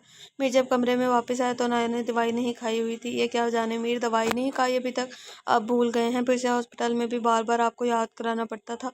अनाया नाराज़गी का इजहार करती है, जिस पर मीर मुस्कुराते हुए कमरे में मौजूद मिनी फ्रिज को खोलता है और अनाया के पास आकर बैठ जाता है। हाय मेरी जान, भूला नहीं हूँ, बस तुम्हें देना भूल गया था। चलो मेडिसिन खाओ, मुझे नहीं खानी। अच्छा फिर क्यों? मुझे आपके हाथ से खानी है। मासूमियत से अपनी ख्वाहिश का इजहार किया गया था। मीर मुस्कुराते हुए अनाया को एक नज़र देखता है और फिर इसको दवाई खिला देता है। अब दे, अनाया ने मीर के आगे अपना हाथ किया था। मीर इसके हाथ में चॉकलेट रखता है। अरे ये क्या, मेरा हिस्सा? अनाया को अकेले ही चॉकलेट खाते देखकर मीर ने इसे टोका था। मैं क्यों दूं, अपनी खाएं, अनाया ने शरारत से कहते हुए चॉकलेट को पीछे किया था। मीर ने झटके से इसके ऊपर होते हुए इसकी आंखों में देखा। इससे पहले कि अनाया को समझती, मीर चॉकलेट की बाइट ले चुका था और अनाया को देखकर आंख दबाता है पीछे हट गया था। बहुत बुरे हैं आप, मीर हंसने लगा था। मीर बेड से टेक से कमर जोड़े नीम दराज लेटा हुआ था। अनाया इसके सीने पर सर रखकर लेटी हुई थी। दोनों खामोशी से एक दूसरे को महसूस करते जब मीर की आवाज़ ने खामोशी को तोड़ा। जाने मीर, एक बात पूछनी थी तुमसे, लेकिन पहले एक वादा करो कि तुम मेरी असरअंदाज नहीं होने बात की वजह से अपनी तबीयत को असरअंदाज नहीं होने दोगी। बोलो वादा।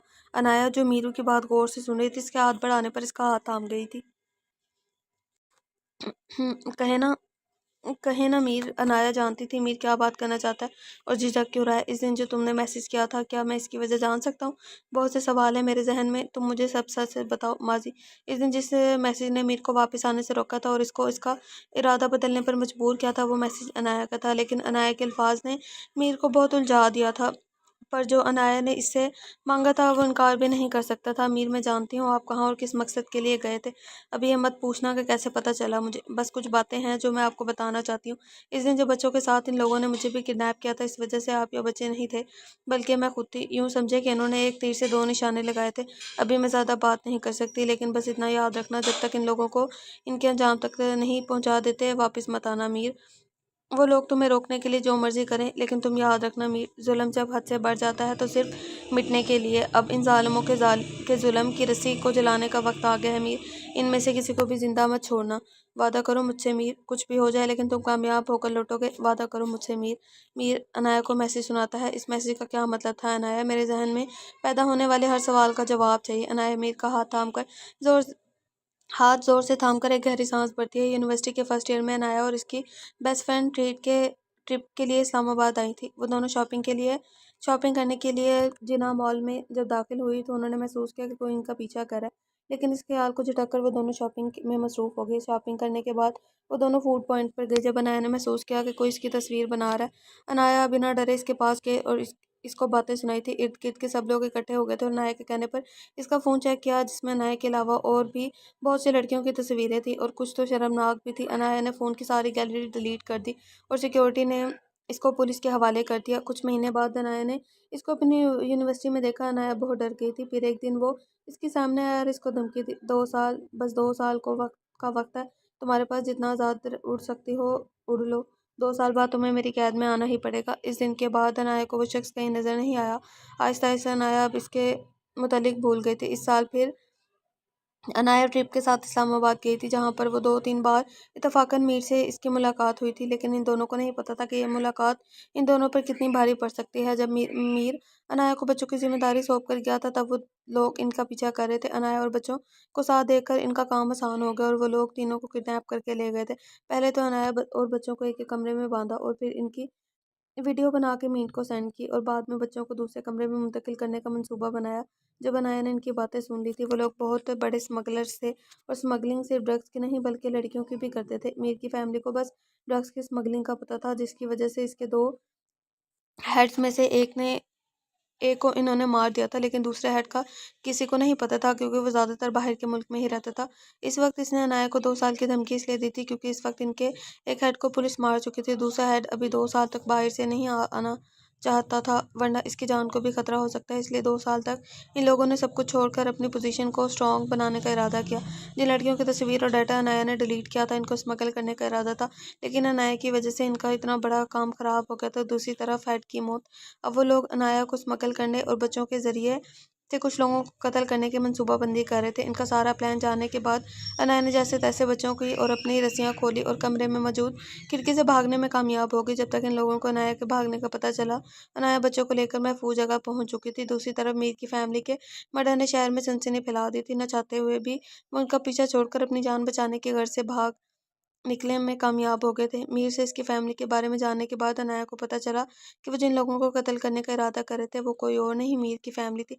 इसके इसके बाद इसके बाद हालात पर एक बार फिर खामोशी छा गई थी, लेकिन अनाया न समझ सकी थी कि ये तूफान से पहले की खामोशी थी। शादी पर भी वो अनाया को अपने ज़ाती मुफाद और दुश्मनी के घर से पकड़ने आए थे, लेकिन इनमें से एक शख्स ने जिसने मीर और अनाया को 2 से 3 बार साथ देखा था, इसके कहने पर एक बार फिर उन्होंने एक तीर से 2 निशाने करने का फैसला किया, मगर किस्मत ने इनका साथ नहीं दिया और इनके सब बंदे मारे गए थे। इस दिन जब मीर बिजनेस मीटिंग का कहकर जा रहा था, अनाया इसको बताना चाहती थी कि पिछले कुछ दिनों से इसको थ्रेट कॉल और मैसेज आ रहे हैं, लेकिन सबको कुछ देखकर इसने अभी खामोश रहने का इरादा किया था। नूरा बी को जब कॉल पर इनके बेटे के एक्सीडेंट की खबर मिली, तभी अनाया को एक मैसेज रिसीव हुआ, जिससे इसको पता चला था कि मीर को इन लोगों के बारे में कुछ इन्फॉर्मेशन मिली है। मैसेज: अपने शोहर से कहो कि जो भी इन्फॉर्मेशन मिली है इसको खामोशी से हमारे हवाले कर दे। अगर इसने हमारा एक कदम भी बढ़ाने की कोशिश की तो हम तुम दोनों को जान से मार देंगे। मैसेज रिसीव करते ही अनाया ने मीर को मैसेज किया था। वो नहीं चाहती थी कि अपनी खुदगर्जी से वो मजीद किसी की इज्जत को रुसवा करे और किसी खानदानों की खुशियों को रोक के नज़र करे। मेरे जो कब से खामोशी से इसकी बातें सुन रहा था, इसको अपने सीने से लगाकर बोला, जाने मीर, एक सवाल अभी भी है जिसका जवाब नहीं मिला। अनाया इसकी बात पर चौंकी थी। वो ये समझ रही थी कि अब मीर इसका हवाला देगा कि इसने ये सब कुछ अकेले फेस किया, मगर वो अभी भी अपनी ही बातों में उलझा हुआ था। अनाया इसको पीछे करते हुए बोलती, हद है मीर, बजाय इसके मैंने इतना सब कुछ अकेले बर्दाश्त किया, आप खुद ही आप खुद में ही उलझे हुए हैं। जाए, मुझे नहीं बात करनी आपसे। मेरा इसको मीर ने इसको दोबारा से सीने से लगाया था। मैं जानता हूँ मेरी जान है बहुत बहादुर है, इसलिए मैंने ऐसा कुछ नहीं किया। अनाया को बहलाता देखकर इसने फिर सवाल किया, लेकिन मीर सवाल जानती हूँ आपको क्या पूछना है। जब बच्चे और मैं इनके कैसे आज़ाद हुए तो बच्चों को आपके हवाले करने के बाद मैं पुलिस स्टेशन गई थी। वहाँ पर एक अंकल मुझे खामोशी से पुलिस स्टेशन से बाहर ले गए। बाद में पता चला वो स्पेशल फोर्सेस के हेड थे। उन्होंने मुझसे सारी बात जानने पूरी बात जानने के बाद मुझे बताया कि जिनकी डेथ हुई इनकी फैमिली से एक शख्स है जिसको वो ये हेड जिसको वो ये क्या हेड ओवर ओवर करना चाहता हेड ओवर हैंड ओवर करना ये केस हैंड ओवर करना चाहते हैं और जल्दी इनको मना भी लेंगे और फिर मौका मिलते ही इन सबको इनके अंजाम तक पहुंचा दिया जाएगा। इस दिन मैंने इन अंकल के साथ कांटेक्ट में थी। जब भी मुझे कोई भी थ्रेड कॉल या मैसेज आता तो मैं इनको बता देती, लेकिन जब मैंने आपके साथ यहाँ आई तो मुझे इनका कॉल मैसेज आया। अब मुझे डरने की कोई ज़रूरत नहीं, अब मेरी जान को कोई ख़तरा नहीं। फिर आपसे आपकी फ़ैमिली के बारे में जानने के बाद मुझे शक हुआ, लेकिन आप से इस बारे में कुछ बात नहीं करना मुझे मुनासिब नहीं लगा तो मैं खामोश रही। कुछ दिनों बाद मुझे स्टडी की सफाई करते हुए एक डायरी और कुछ पेपर्स मिले थे जिनसे पता चला कि मेरा शक सही था, वो सीक्रेट एजेंट कोई और नहीं आप है। तो मतलब ये कि अंकल खाली जो इन्फॉर्मेशन मुझे ये क्या कर देते थे कि किसी अननोन सोर्स से मिली है वो तुम देती थी इनको। मीर कुछ सोचते हुए बोला, जी नाइस, आपकी दी गई इन्फॉर्मेशन सच में बहुत यूज़फुल होती थी। जाहिर है यूज़फुल तो होनी ही थी। पूरे 2 साल सीक्रेट एजेंट रही हूँ मैं। मीर ने न समझी से देखा था। बच्चों के साथ मेरा किडनैप होना मेरी जॉब का पार्ट था। वो आंख दबाते हुए बोली, मतलब अंकल खालिद से मेरी मुलाकात यूनिवर्सिटी ट्रिप के साथ जब मैं पहली बार आई थी तब हुई थी। हमारे प्रोफेसर की रिक्वेस्ट पर उन्होंने हमें सेल्फ डिफेंस सिखाया और साथ ही हम सबको कुछ मिशंस दिए जो मैंने सबसे पहले कंप्लीट किया। मेरी पोटेंशियल और शार्पनेस इनको बहुत पसंद आई तो इन्होंने मुझे जॉब ऑफ़र की, लेकिन मैंने मना कर दिया। दोबारा फिर मुलाकात इस दिन मॉल में हुई जब मैं तीसरी बार आपसे मिली थी।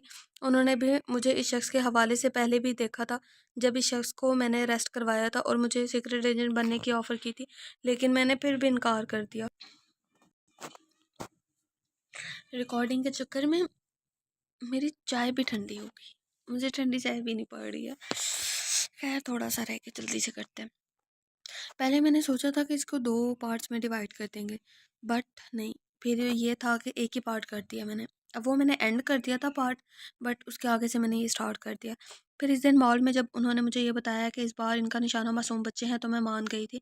इसके बाद मैं इनके साथ इस केस में शामिल रही, लेकिन फिर शादी वाले दिन इन्होंने मुझे मैसेज किया और कहा कि जब तक वो मुझे नहीं कहते मैं खुद इन सब से बाहर रहूँगी। लेकिन किस्मत को तो कुछ और ही मंजूर था। मैं इस केस के साथ साथ आप में भी फंस गई थी। अनाया ने मुस्कुराते हुए शरारत से आंख पाते हुए मीर की तरफ देखकर कहा था, हम बहुत स्मार्ट हो तुम। मीर भी हंसते हुए बोला था। एक आखिरी सवाल मीर ने कुछ सोचते हुए कहा था, अगर तुम ये सब जानती थी तो मुझे क्यों नहीं बताया। मुझे लगा था ये सब जानने के बाद आप कहीं ना कहीं कमज़ोर पड़ जाएंगे और मैं ये नहीं चाहती थी कि मंजिल कितना करीब आकर आप कमज़ोर पड़ जाए। हम काफ़ी समझदार है मेरी जान। तो कोई शक, अनाया ने शरारत भरे लहजे में कहा था। आज कुछ ज़्यादा शरारतें सूझ रही हैं मेरी जान। जाने मीर, क्यों ना इनका इलाज किया जाए। अनाया ने ना समझी से इसको देखा। मीर ने लाइट्स ऑफ की, अनाया के सर का बोसा लिया और उसके कान में सरगोशी की। इससे पहले कि मैं बहक जाऊं बेहतर है तुम सो जाओ, अब बहुत रात हो गई है। मीर के कहते ही अनाया ने खुद को उसके सीने में छुपा लिया। जल्द ही नींद की बात देवी दोनों पर मेहरबान हो गई थी। अब डाइनिंग टेबल पर सब बैठे सब नाश्ता कर रहे थे। आज मीर मिशन में एक पुरसकून और खुशगवार सुबह का आगाज़ हुआ। मेंशन आज मीर मेंशन में एक पुरसकून और खुशगवार सुबह का आगाज़ हुआ था। कहके की गूंज, बातों की आवाज़ें, छेड़छाड़, ये एक मुकम्मल हैप्पी फैमिली थी। अब कोई भी खौफ या पछतावा नहीं था किसी को भी। मीर के साथ साथ हाशिर हुरिया को भी वालिदैन और कई रिश्ते मिल गए थे और अनाया की सूरत में हाशिर को उसकी बहन मिल गई थी जिसे वो बिल्कुल इसी की तरह छिपकली कहकर तंग करता था और वो भी चिढ़कर इसे झगड़ती थी और अपने लाड भी उठवाती थी। अफजाल और हाशिम भी अनाया के साथ साथ हुरिया के भी सारे लाड उठाते थे। वैसे तो मीर और हाशिर कभी भी अनाया और हुरिया की कोई बात नहीं टालते थे, मगर जब किसी बात से मना करते तो वो दोनों फ़ौरन अफ़ज़ाल और हाशिम को बुलाती थी। रज़ा साहब ने अनाया के जाने के बाद अपना सारा बिज़नेस इस्लामाबाद शिफ्ट करने का इरादा कर लिया था। वो काफ़ी हद तक सब कुछ शिफ्ट कर चुके थे। बाकी राहा साहब भी अब शिफ्ट करके अपनी फ़ैमिली को भी लेकर इस्लामाबाद शिफ्ट हो गए थे। फैसल साहब का आधा बिज़नेस जो इस्लामाबाद में था वो अफ़ज़ाल ही सँभाल रहा था, इसलिए वो भी ज़्यादातर इस्लामाबाद में ही पाया जाता था। यूँ तो ज़िंदगी नाम ही उतार-चढ़ाव का है। अगर अपनों के साथ हो तो कोई भी मुश्किल नहीं लगती, और अगर हमसफ़र यकीन और इज़्ज़त देने वाला हो तो रिश्तों में कभी भी कोई दरार नहीं पड़ती। अगर हर रिश्ते को सच्चे दिल से अपना मान लिया जाए तो खलिश पैदा होने का सवाल ही पैदा नहीं होता, और जब खुदा का साथ हो तो इंसान कभी अच्छाई में नाकाम नहीं होता। और सबसे बढ़कर अगर पहली मोहब्बत का साथ हो, कहते हैं पहली मोहब्बत कभी नहीं भूलती। पता नहीं लोग फिर अपने वालिदैन को कैसे भूल जाते हैं। सोचना ज़रूर ख़त्म शुद्ध। तो आई होप आप लोगों को नावल अच्छा लगा होगा। अच्छी स्टोरी थी, रिवेंज बेस्ड भी थी थोड़ी बहुत, और दूसरा कज़न्स मैरिज थी, और कौन सी थी, और सीक्रेट एजेंट बेस्ड मैरिज थी। तो आई होप आप लोगों को नावल अच्छा लगा होगा। अपनी राय कमेंट सेक्शन में ज़रूर दीजिएगा, और जो भी नावल मुझसे रीड आउट करवाना चाहते हैं वो आप लोग मुझे बता दीजिएगा। मैं आप लोगों के लिए वॉइस ओवर कर दिया करूँगी। अभी तो मुझे 2-3 रिक्वेस्ट आई हुई है, वो मैं करूँगी। तो अभी मैं आप लोगों के लिए ना नेक्स्ट जो अपना नावल मैंने वॉइस ओवर करना है, बहुत मज़े वाला नावल है, बहुत बहुत आप लोगों को बहुत अच्छा लगेगा। तो वो भी आप लोग से स्टे ट्यून विद मी। तो अपना बहुत सारा ख्याल रखिएगा, मुझे दुआ में याद रखिएगा। अल्लाह हाफिज़।